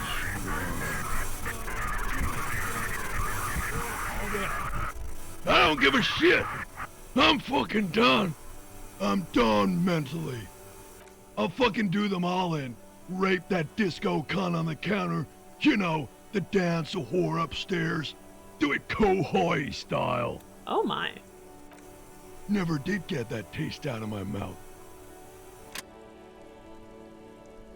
The lieutenant presses the button marked Arete on your porter reel. The tape stops spinning. What was that at the very end? Silence? End of recording. What do you think? It seemed authentic enough. Probably recorded off the shortwave, then edited to seem more incriminating. He sounded like he was on patrol around the harbor walls.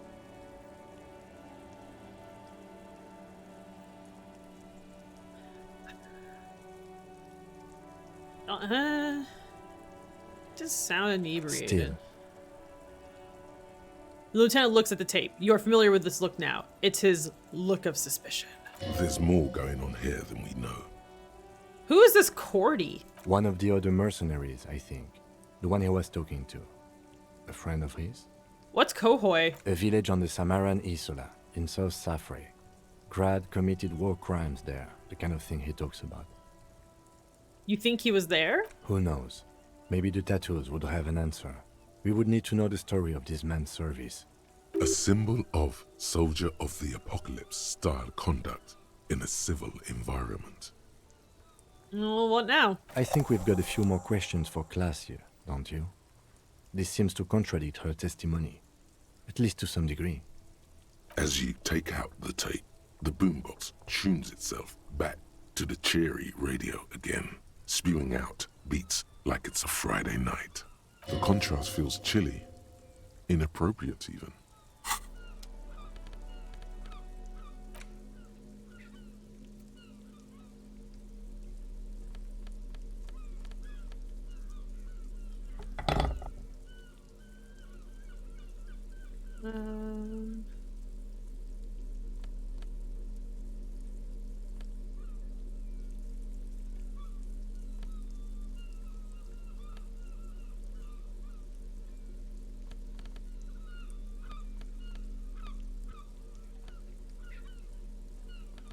Sure, we'll carry around our clipboard. Why not?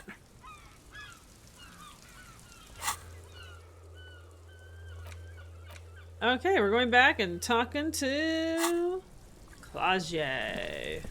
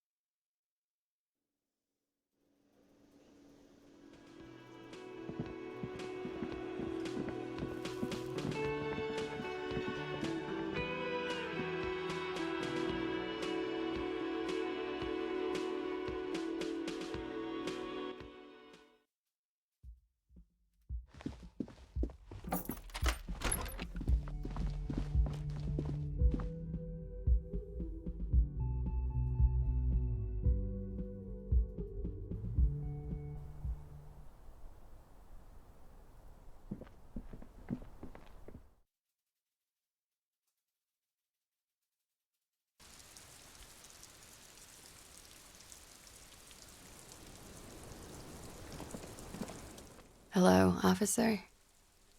What brings you up here again? Okay. Titus Hardy gave us a recording where the deceased states his intention to commit rape. She puts her coffee cup down with a soft ring as the porcelain meets the metal table. This does not surprise her. Did he? I never said he was a good man, or that he had good intentions. Only that he was never bad to me. She doesn't care. If anything, she sounds amused. On this tape, he specifically identifies you as the target. Where did they get this recording exactly? It's intercepted radio chatter of the deceased, recorded via a de-encryption station. It's authentic enough. Does he say he's gonna do it Soldier of the Apocalypse style? Something to that effect, yes. The phrase was used. Yeah. That was practically his pickup line. A memory surfaces in her tired neocortex. It's not entirely unpleasant. Did he say whores a lot? Was he pretty much on the verge of doing it Kohoi style? Let's go with Kohoi. He wasn't actually there. He didn't do a tour, or at least didn't tell me he did. Would have been overkill anyway. He lived his own little Kohoi. It wasn't his everything. Why would you say things like that? For the machismo? Yes, was he bragging? Oh no, I'm pretty sure he did all those things. Then integrated them into his idea of normalcy. To keep on living. Until they just sort of turn into his, what's the word I'm looking for? Persona? Running joke. I was gonna say running joke. And it sounds like you didn't even get the good bits. Lely's punchlines got way, way funkier than that.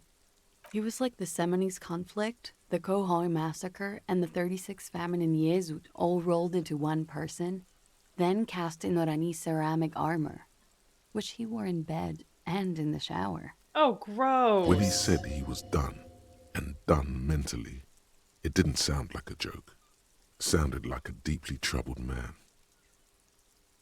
Hold on. He said he was mentally done. And that sounds like a broken man to me. Well, maybe I pieced him back together with my magical personality. And you spent time with this person? Romantically? We're all scraping up any happiness we can find, officer. Going around with our little scouring sticks. You, your first love, Mr. Kohoi here. Did he tell you he had actually done any of those things? He and Martinez, I mean? No. We were too busy laying waste to our own nervous systems to direct any of the fury outward. He seemed happy, I guess. At ease. As much as a man like him could be. There is a small measure of pride in her that she could quell the rage in such a being. Thank you for clearing that up, miss. Whenever you're ready. I'm interested to hear what Titus Hardy has to say now. She takes a very small sip of her coffee and smiles. Okay, we're gonna ask her more about the victim in just a second. I'm just gonna refill water real quick. I'm doing a lot of talky talk. Do.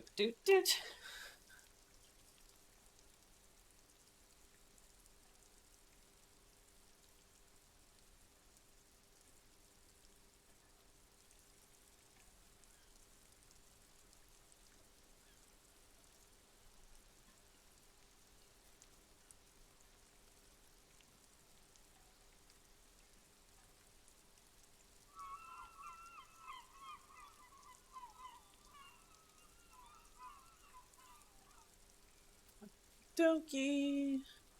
And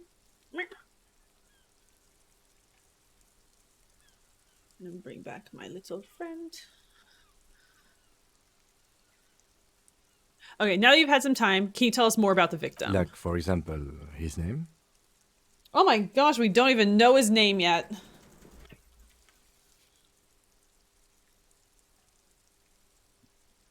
Oh jeez. I keep hitting the mic. I'm so sorry, guys. Actually, officer, I didn't know his name. I just called him Lely. I really like this lady's voice. It's hot. A nickname?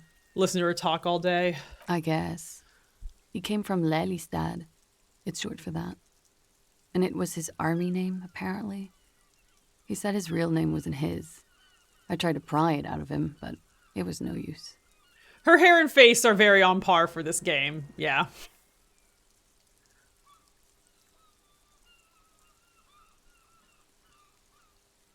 Lelystad. That's a good start. We have a few questions you can help us with. A few things a field autopsy alone can't answer. The young woman cranes her neck, trying to catch a glimpse of the page the lieutenant passed to you. On it is a list of autopsy observations recorded neatly in blue ink.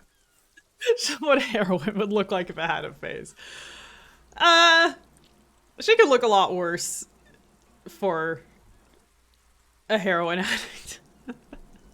I don't know if she actually does heroin, though. She just does, like, party drugs, I think. But I'm not positive. The last missing pieces of a puzzle of flesh.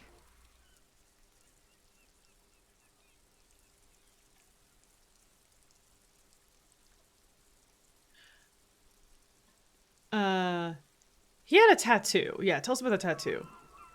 Oh, that. It's clear she liked it.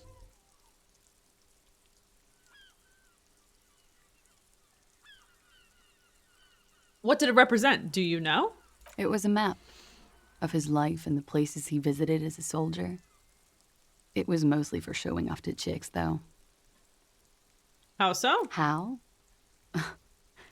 Imagine him lying in bed. Freakish musculature laid out on the sheets. Scarred, of course. Tattooed. The sheets are dirty for some reason. Is this Orani's lit?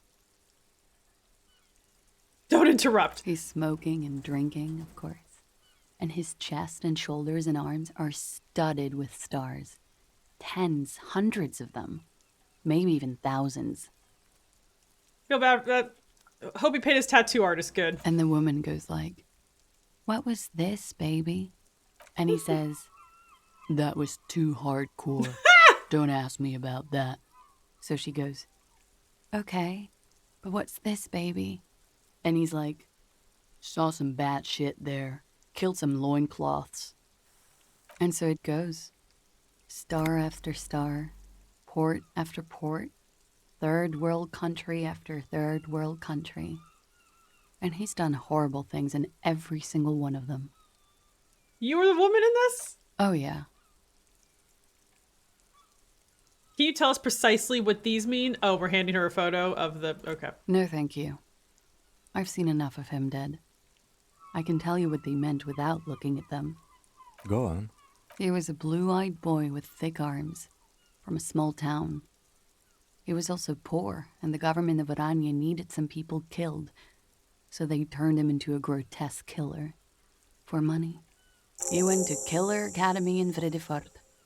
Then he killed some people. They just call in it Killer Seminole Academy. Islands. Okay. And on other islands, too. All of the islands. After this, he came to Revachol and got killed himself.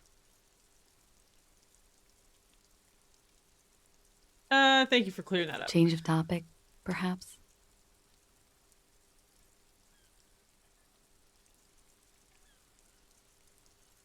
How old was he? He was 42. 42? Are you sure? I would have had him above 50.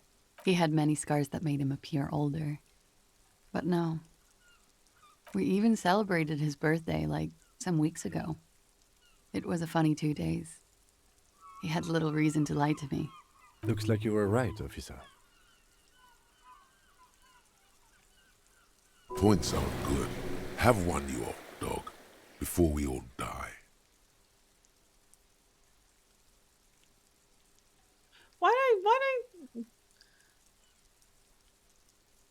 Why take her? Okay. I didn't know this was a competition, Kim. It isn't. Police work is a cooperative sport. There is no challenge without competition. There must be an opponent. Then the competition is against the world? That's too conceptual for me. I just like to get autopsies correct on the first try if possible. Where were we? His eyes were blue? Yes. Light blue. They were like little blue galaxies. It was strange, seeing those eyes in his fucked up face. Pardon the swearing.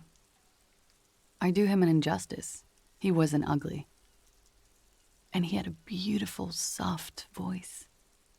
Very surprising, what with all the scarring. It was quite something, watching him speak. He had a combat wound on his chin and mouth? Yes. Severe. It made him look like half his face was cracking away in some strange smile. That and those eyes. Ah, yes. His hair, if you can remember? It was light brown, almost blonde. He darkened it with brilliantine, made it oily. Not nice to stroke. I couldn't convince him to leave it alone.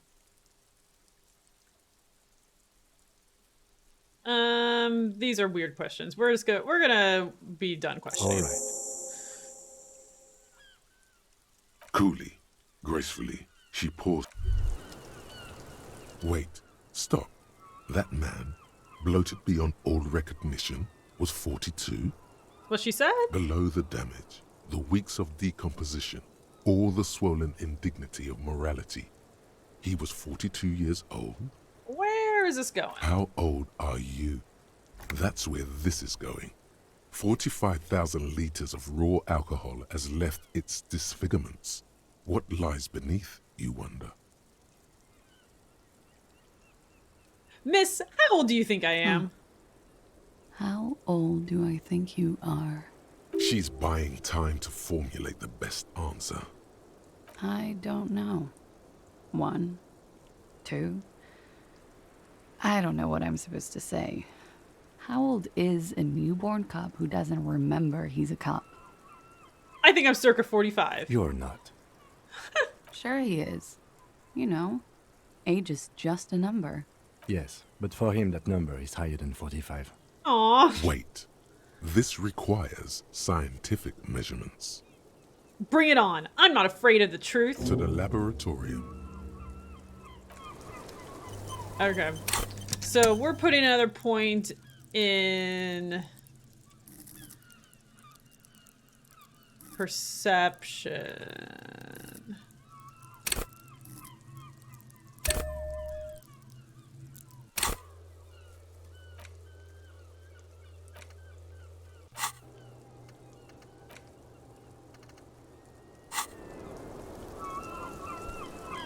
Okay, let's go talk to the Hardy Boys.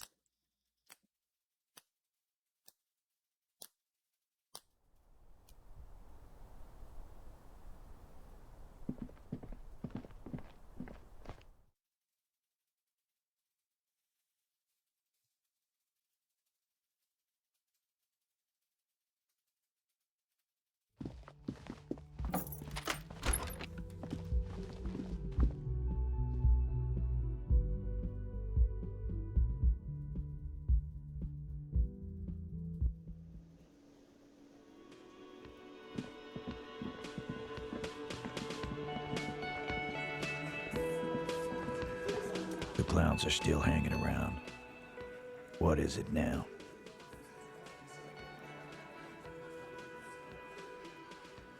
So I talked to Clausier about the tape. And nothing. She stands by what she said. that fucking fucker. You're the worst cops in Revachol. I gave you gold on that tape. That fucker wasn't aimed at you. It was at her. It was dark stuff, but it didn't prove anything, and it didn't change her mind. Ooh. She pretty much laughed it off, Titus. Fucking fuckity fucker. And what did she say then? That it's fine. People are supposed to be like that. Sounds like you wanted it to change her mind about the hanged man. This is definitely personal.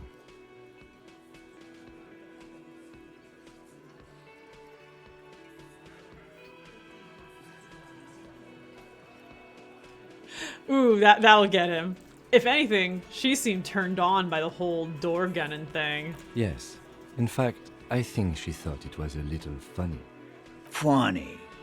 Funny. Oh, good goddamn psycho whore. Titus, you need to reevaluate the way you describe women. Very rude. Right. Oh, fucking righty then. I guess it's good then. That fucking... Fuckity fucker. Please try to control yourself in the presence of visitors, Titus. Okie dokie. This is just perfect. Okie dokie. Just fucking perfect. Any thoughts on this, lawman? You don't have to say everything out loud. Just mix and match.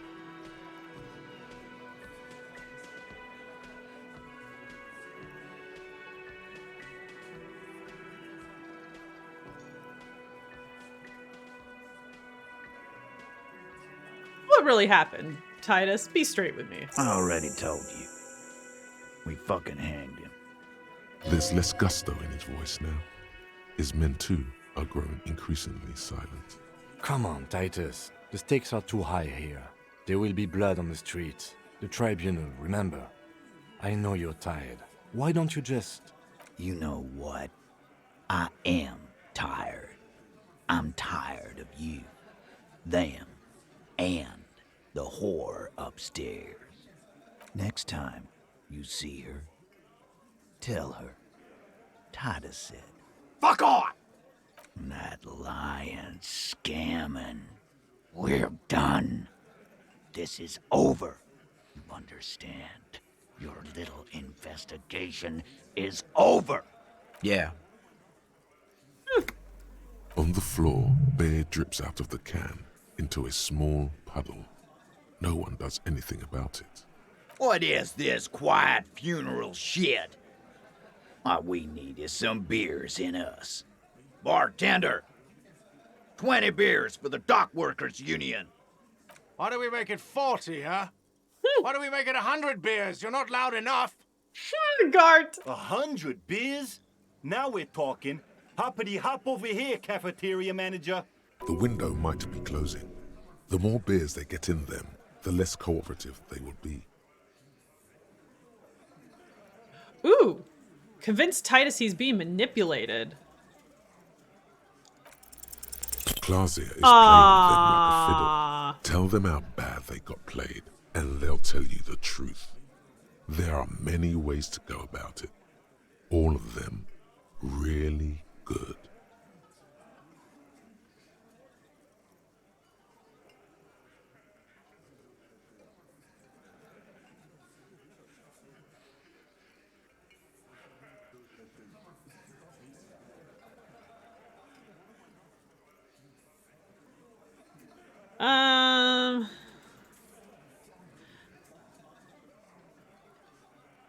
I know what's going on here. I've been wronged too.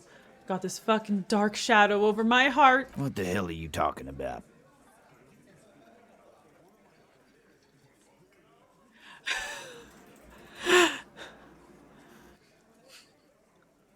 Aw, got fucked by some chick.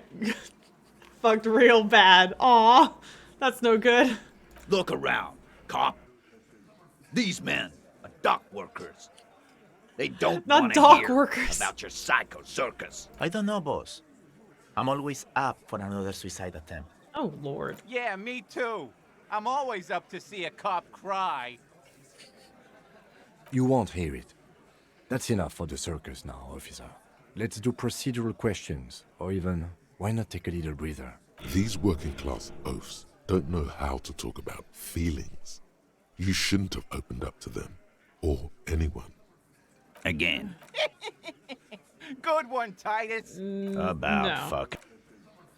Okay, yeah. Okay.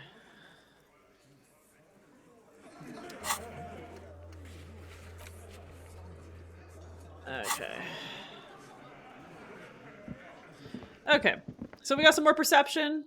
We're gonna put this on hold. Gonna go back to the church with the sound lady.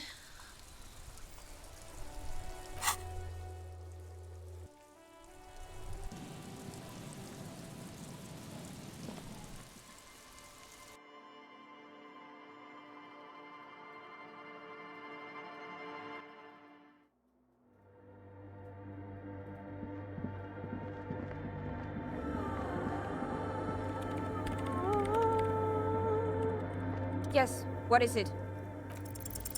Everything disappears. Thank goodness. You are draped in silence like a drowning man staring into his puny little headspace. And then the pressure changes.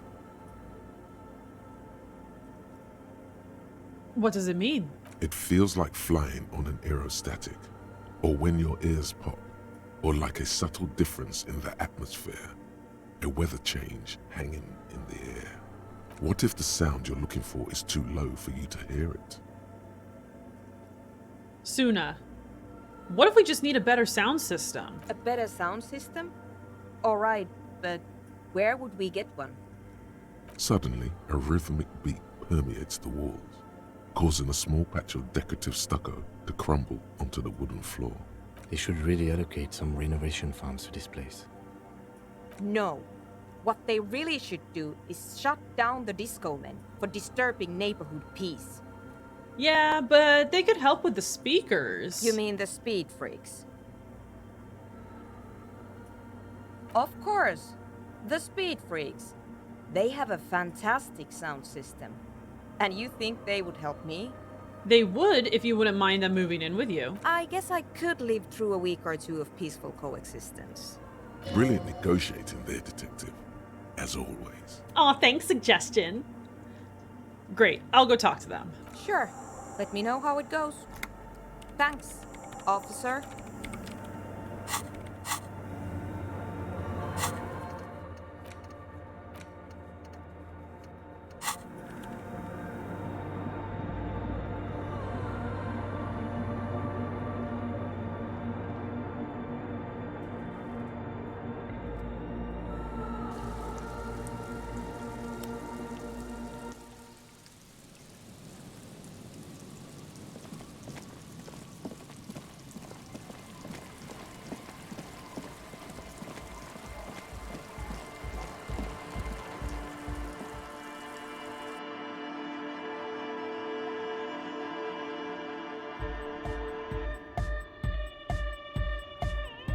Hi again.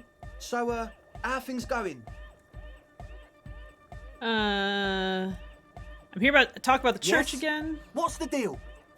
Good news! I managed to convince Suna. She's okay with you guys moving in, but on one condition. She needs your speakers for her project. We are grateful, Copman. You're a true ally and the augury of a new era of the Nordic dance music. You're going to have to share space for a couple weeks until she gets her research finished. That's fine. We can manage.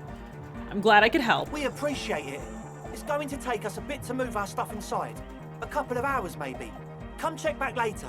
Let's get moving. Okay then, just kicked us out. Rude.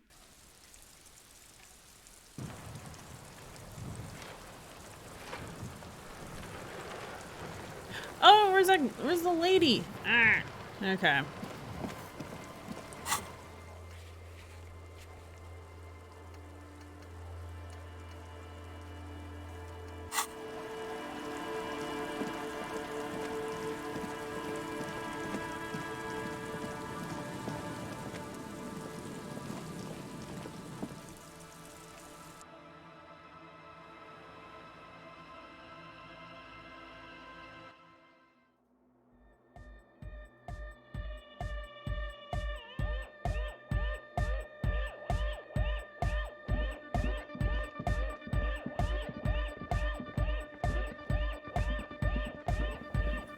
You got us in, Cop. I can't believe you got us in. With wonder in his sharp eyes. Between you and me, I don't know. I if synced you the noticed signs this with about me. Noid. I'm a little suspicious of authority, but you really came through for the hardcore underground. Yes, you really came through for the hardcore underground. How come?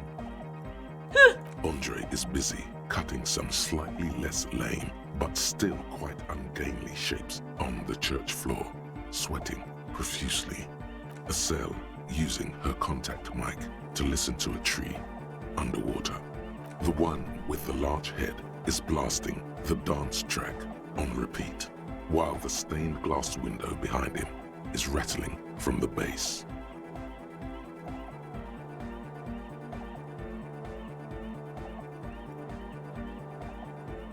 Better than in that tent. Okay.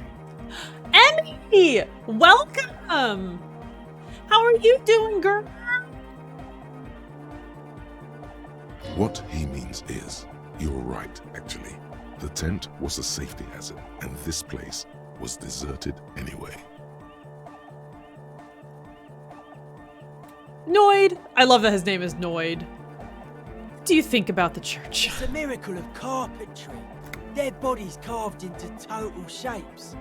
Now it can be something more. How old do you think this church is? Over 300 years? These are a lot of questions for Noid. That's right. The first settlers built it, plus 6 more like it. On the coast here was one of the first things they did. Must have been really scared of something, but I understand. Emmy, I really like it. It's definitely a like slower game, but it's got a really cool story, and it's the best writing I've ever seen in a game, and it just has phenomenal voice acting and a really good soundtrack. Yeah, so the premise is you're just like sort of a piece of shit cop who wakes up, and when you wake up, you realize you have like no memory of anything ever. But you quickly realize that you're like a cop in the middle of a murder investigation. So you gotta like solve the murder, but also figure out who you are. It's really interesting. I like it a lot. Alone on an uninhabited archipelago. And you talk to a lot of people forced to face about a lot of themselves random and things. Nature. Pre-industrial quantities of solitude. You see, perhaps something more fundamental. He means something paranatural. He must... I would want to build a safe place for myself and my own as well. Okay. I don't need to talk to him about all this. I want to talk to this girl. She's whistling a melody. Her trusty contact mic attached to a wooden pulpit. At the sound of your footsteps, she stops what she was doing and turns to you. Hey there. I've been recording some new audio from all these beams and rafters. The sounds travelling through the wood are pretty cool. Creaks and stuff. Like you're underwater, you know? But like, underwater inside a tree. But that's not really what I wanted to talk about. I wanted to thank you instead. What for? For getting me and my friends in here. And we even found some new associates, such as they are. How's everyone doing? Good, I think. Noid is getting a read on the place. I think he finds the carpentry very impressive. Andre's been setting up the compressor and dancing. Egghead's been keeping the party up. He's got the stage under control. Sauna, the programmer, she's doing whatever she does. Behind that radio computer of hers. She doesn't talk to us much. And the crabman hasn't shown himself, thank God. Now, can you tell me about your associates? Sure. You helped us out. I can repay the favour. What do you want to know? Tell me about Suna. Oh, she's a bit odd, I have to say. Doesn't talk much. I'm not really sure how to vibe with her, you know? Seems like she's not in a very good mood most of the time. But earlier today, she told me about Welkins. And she seemed oddly happy, like she had some idea with those little creatures. Some artistic idea. I didn't really listen, I was busy with my mic. Fuck's Tiago? Oh, the crab man. The crab man, okay. Still gives me the creeps the way he moves. But he doesn't actually come down that much, just climbs around the rafters. I just tried to stay away from the crab man. But he talks to Noid. They seem to have some thing going on. Oh, he talks to Noid? What for? Beats me. Noid said they get along somehow. They're both crazy enough, I guess. Who do you want to know about? Andre. He's a cool guy. Doesn't really come off as one, but he is. To me, at least. She rubs her sides, but not from cold. Her shoulders are relaxed. She must have taken a hit, or she's on an upswing. He takes care of shit. Sorry. I mean, he's got a vision. For what life should be, you know? He tries to push things until everything falls into place. He's an organizer. Man, I love everyone is so polite, and they all like always apologize when they swear in front of the cops, and it's very cute. Nothing. But then again, there's nothing to organise around here either. He really wants this church thing to work. Must have taken it as a sign when he found it abandoned like that. Said it was an augury. I don't know where he got that from. Andre's not super intelligent. Ooh, sick burn. I've never seen him so psyched about anything though. And he's often psyched. Looks sort of desperate, like it's his last chance or something. Or maybe he was just high. I mean, not that he does drugs, just high, you know?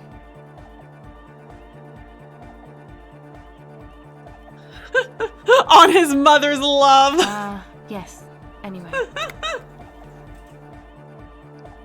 Is Andre your boyfriend? Yes. Who do you want to know about? What Noid? He's a four-burger, I guess, like the rest of us. Okay, maybe not Egg, I don't know about him, but Noid and the rest are from Forberg, making the pilgrimage up north to visit the Elysium. He's real hardcore about the lifestyle. What is this pilgrimage you're talking about? It's just something poor Forberg kids do every spring. To pass the time, we walk the entire length of Boogie Street, up to Jamrock. Aww. Or as much as possible. Why wouldn't it be? I don't know, man. Have you been down Boogie Street? It's a little bewildering.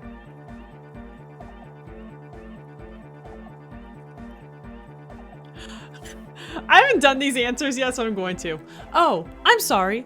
Have I not told you that I'm a raging alcoholic who recently drank himself into an oblivion so deep he can't even remember what sounds like the biggest street in the city? Kind of. I'm gonna say yes. Because I'm not. Now tell me something else about Noid. What do you want to know? What does he What do you mean do? Like for a living? Yes. He's a carpenter, trained and all. Oh, He's neat. very good, he just doesn't have the mindset to work like that. In a shop somewhere. He abides by the hardcore, sir. You would have to ask him yourself. And you? Sir, I abide by the law. A strange feeling. Every now and then, something feels off about the way she speaks. She doesn't change tone, but you feel as though there's more about her, and she lets on. Who do you want to know about? What's the deal with Egghead? What do you mean? What does he think he's doing when he yells all that stuff? Oh, that. He's the party boy. He told me as much. But what exactly is a party boy? Melodic music doesn't really do vocals in the traditional sense. Vocals are thought of as rock. That's to say they're a bit backward. No offense if you like rock music though. Rock music's called... Pachoo, pachoo. Swish. Your credentials as the resident future man of Revachol are being questioned. Show her you're hip with the times, Gramps. You're hip with the times, Gramps.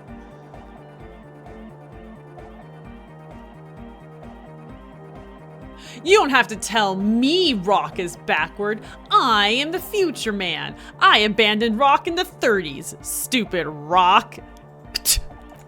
Okay. Anyway, even if you don't have vocals, Like, you still sure need thing, someone Grandpa. to say something every now and then, right? To urge things on. That's where the party boy comes in. He basically just stands on the stage and dances and yells how awesome everything is. It's very catchy. I understand. People are usually afraid to do things if others aren't already doing them. Dancing makes you dance, like sneezing makes you sneeze, or yawning makes you... Anyway. Who do you want to know about? Tell me about yourself, Asel. Me? Again? Wait, actually no. Yes. Sure. Okay.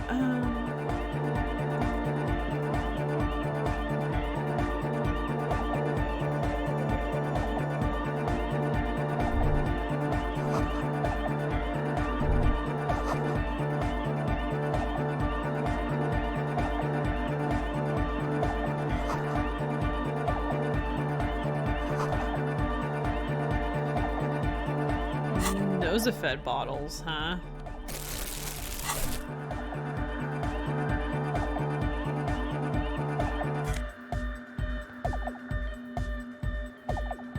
No, dang it, where were they?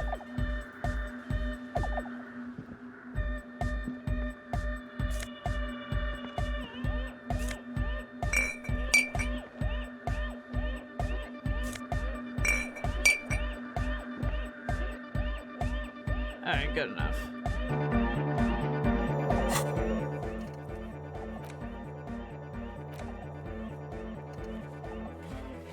So visit the nightclub in a couple hours. Oh. Does Egghead want... Oh yeah, they like talking. Maybe he wants my... Vibrations thump. The tape with the dude yelling on it. Much better in the church. He stands on stage behind a table, nodding along to the music and waving his hand in the air. In front of him, the audio mixer. One reel. I love his portrait. He looks like a Guillermo del Toro monster. The other reel deck is empty. Cables run hither and thither. Tape! Yeah! We're gonna give him the Great Door Gunner Mega Mix. He snatches the tape from your hand and attaches it to the empty reel slot. On one hand on his headphones, he listens to the audio, then shaking his head, he says, No! This is gonna make people scared! Keep it positive! Yeah! How you like the church, buddy? The case. No disgrace! Bring it down to party place! The first page of the second chapter! Could it be? Maybe for him, you only have a chapter or two left in you. Hey, bye, Egghead! Yes, what is it? How's the project going? I see that your neighbors have moved in, but all I hear is hypnotic dance music. What? What did you say? I said, how's the project going? I can't hear you. The music is too loud. Scream at her. Oh, the project. It's not going well. Why? That guy. I need him to plug a 3.5 cable into the auxiliary input so that I can route the audio signal through the mixer into the speakers. Why don't you just ask him? He doesn't listen to me. He only ever seems to care about hardcore and Yekukata. A place to be, apparently. Let's see what I can do. Thanks. Maybe you can get through his magic rhymes. Let me know how it goes.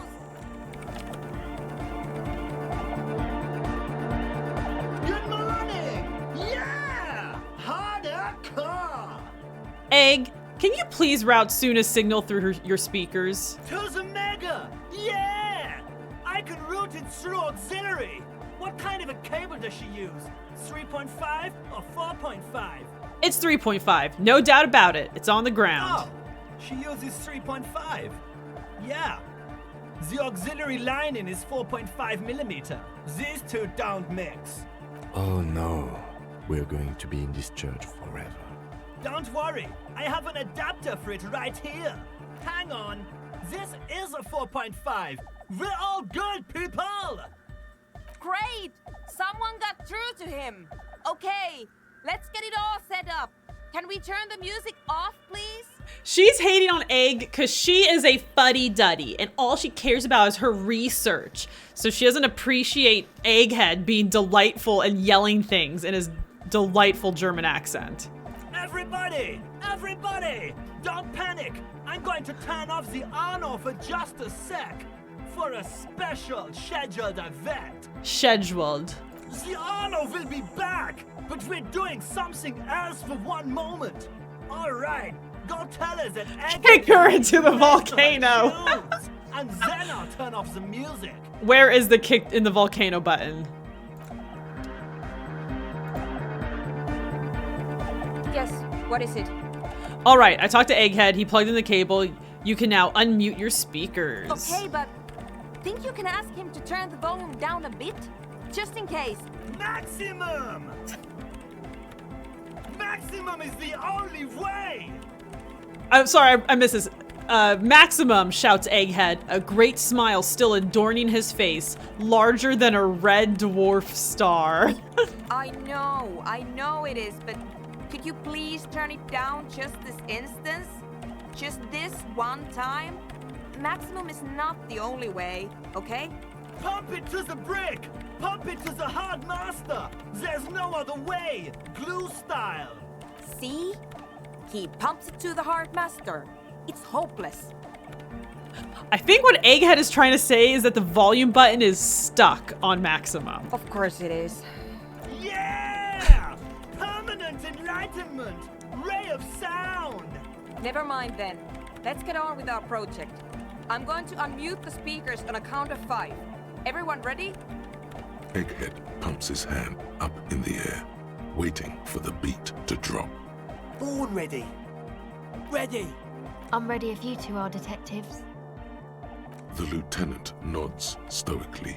Suddenly, your palms are sweaty. The church seems cold and large, somehow. Proceed. 5, 4, 3, 2, 1. Mute disengaged. No wind outside, no waves, no floorboards creaking. Total, continuous silence. This is unnatural. The woman looks around.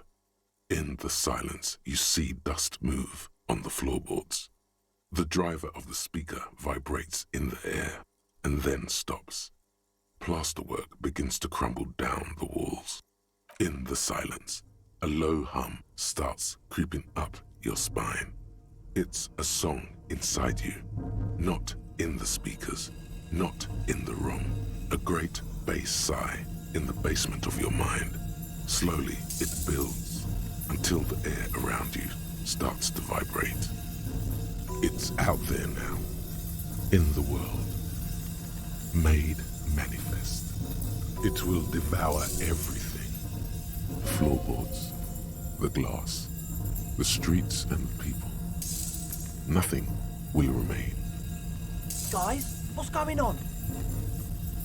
There's alarm in the man's voice as he steps back to scan the surroundings. A slight rattle like crystal clattering in the cupboard fills the air, joining the chorus. It's getting louder. In the basins, the water looks like it's boiling. Oceana! Mother of Mega! In his mind, a tidal wave approaching from afar, swallowing entire coastlines on its way. Salvation. He's peaking.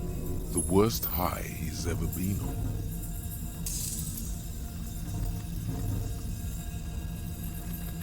Hey, what's that weird rattling sound? The beauty and the beat! The future of dance! Planetary! No, Egg! It's the window! The glass shards around Dolores Day's vacant heart appear to be vibrating from the sound. It almost looks as if she's alive. In the corner of your eye, the lieutenant steps aside, cautiously, his eyes searching for a possible evacuation route. The window is going to come down. No, the roof! She looks up. A screech fills the air, a scream of wooden nails. The pillars of the church twist and creak above and around you. Cracks appear on the stained glass window. Cracks run up the wooden pillars in the dark. Come down to us! Love! It's shaking the building's foundation. The floor twists. A great pulse arises in your flesh. That's it. I'm muting it. Huh.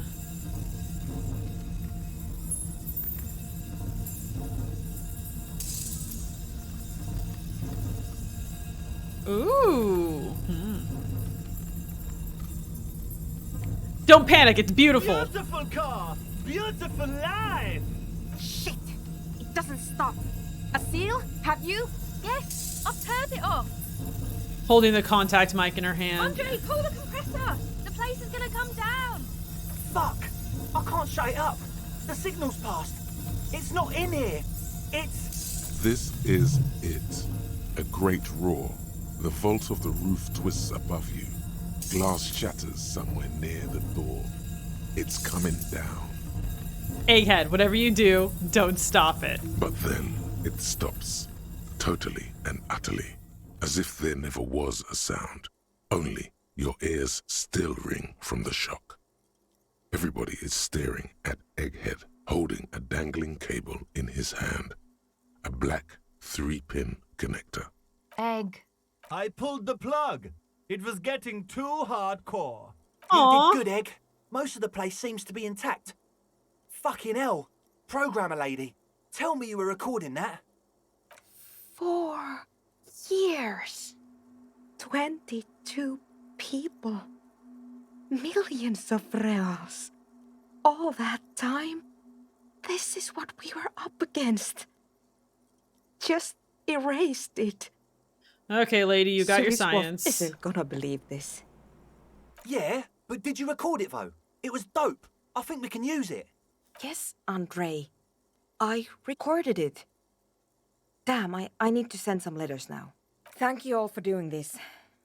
Eggman, you too. And you, officer. I don't know what we've discovered, but I know what it sounds like now. That's a start. What was that? I've never heard anything like it. It was mathematical information from the anomaly, presented as a waveform. That's what it was technically. Theoretically, I have no idea. I've never even heard of anything like this. A voice seems muffled in the silent church. It's your ears adjusting after the exposure. Did you hear that? It was very hard not to. I think you're right. There is something going on here. And you need to be very careful with it. I promise, officer. We will stay here. Okay. I'm going to stay here with these lunatics. Send letters, Okay. maybe meet Suliswolf. Also devise further measurements. I want you to know that's totally chill with us. I don't care, but thank you anyway. That's the best she can manage for Andre. It's quite a lot in truth. For her, at least. Now, I have a theory to come up with. Some kind of preliminary explanation to all this. Or the letter will sound like I've lost my mind. Yes, and we have to get back to stabilizing Martinez. Instead of demolishing it with loud bass noise of unknown origins. Some tiny hard thing lets go in your stomach. You're still alive. We'll just leave that for now.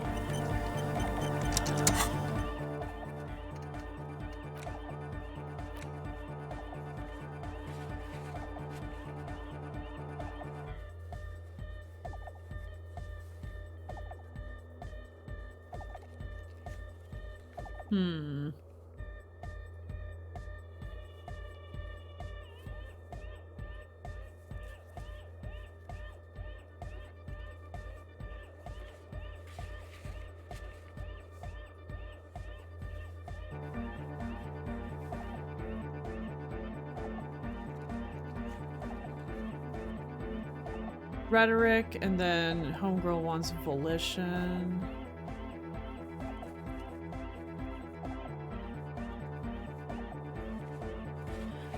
Let's do volition.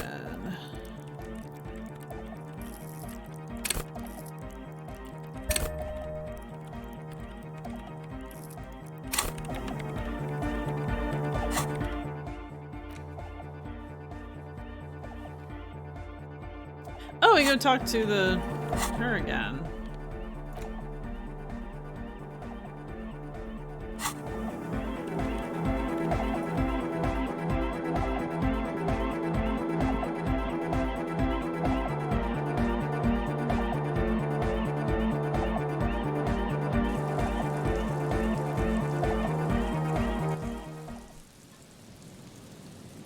And then we're gonna travel there.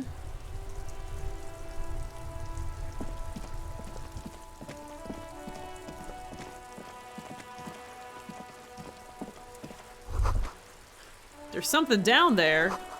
The musty smell of potato cellar and spring emanates from the air vent. What's that?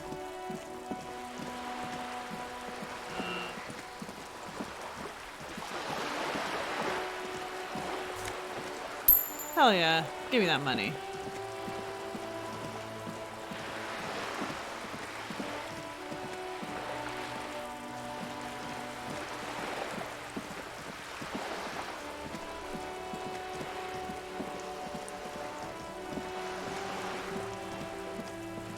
Ooh, give me a paintbrush.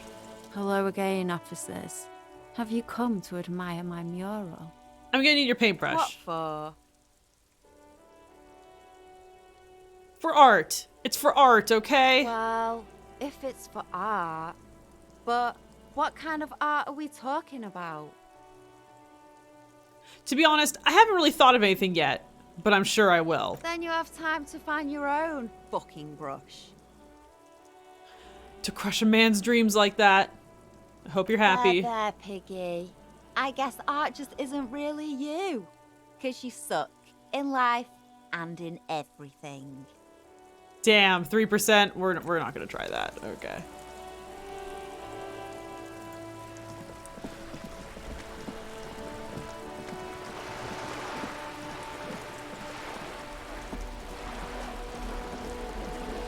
You're back. Good. What can I help you with? I found my badge. I love you did.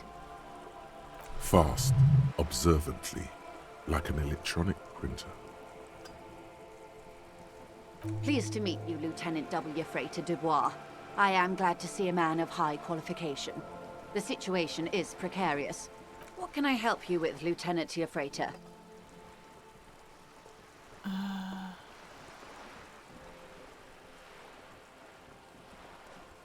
I fear I've told you. Is there anything else I can... She's not even asking you anything. It's so easy to just say.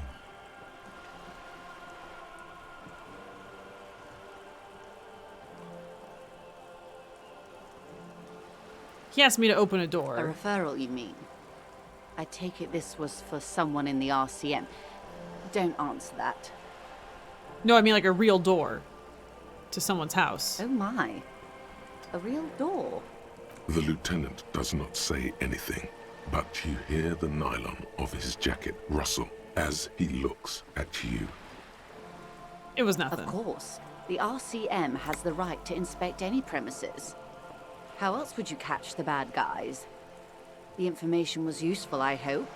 Frankly, what was done was not pretty at all, but neither was it illegal. And it was not for nothing. This seems serious. I advise you to be very selective with what information you choose to share. This may have consequences beyond our line of sight. Naturally, Detective. There are lighter Of course, Detective. You can always drop by later, should some... What would you like to know? Good. What we do. There was a touch of discomfort there. She wants to merely represent. She nods. Of course. Of course. Don't tell her you've met Everard right away. This. Huh.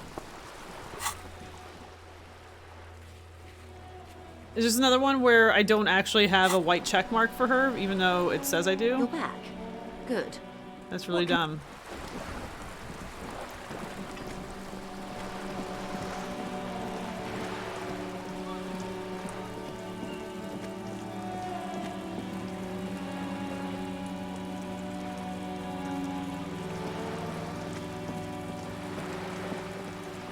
Oh, so he's still, so my buddy's still with me. I just can't, he's just, oh, there he is.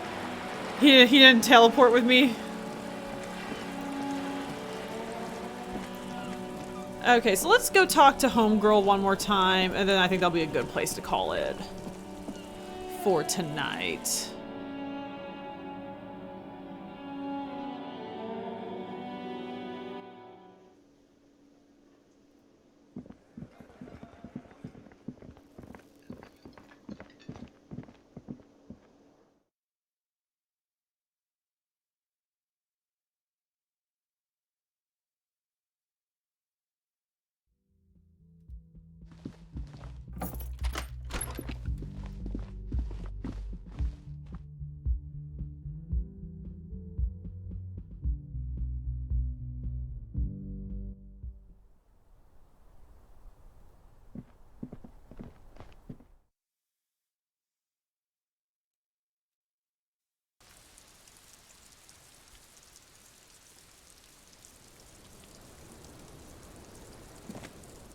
I was just thinking, what a nice day for questions pertaining to a murder investigation.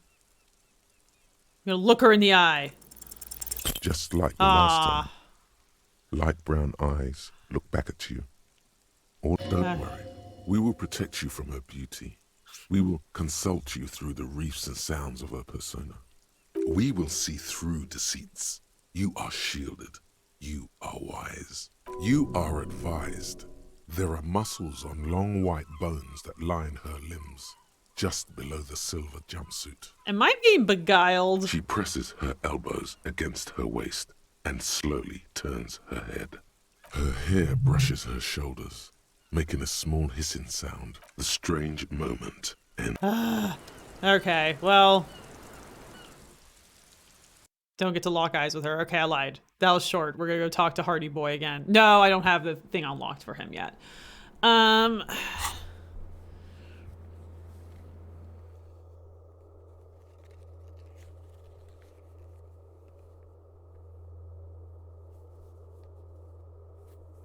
Maybe you need volition.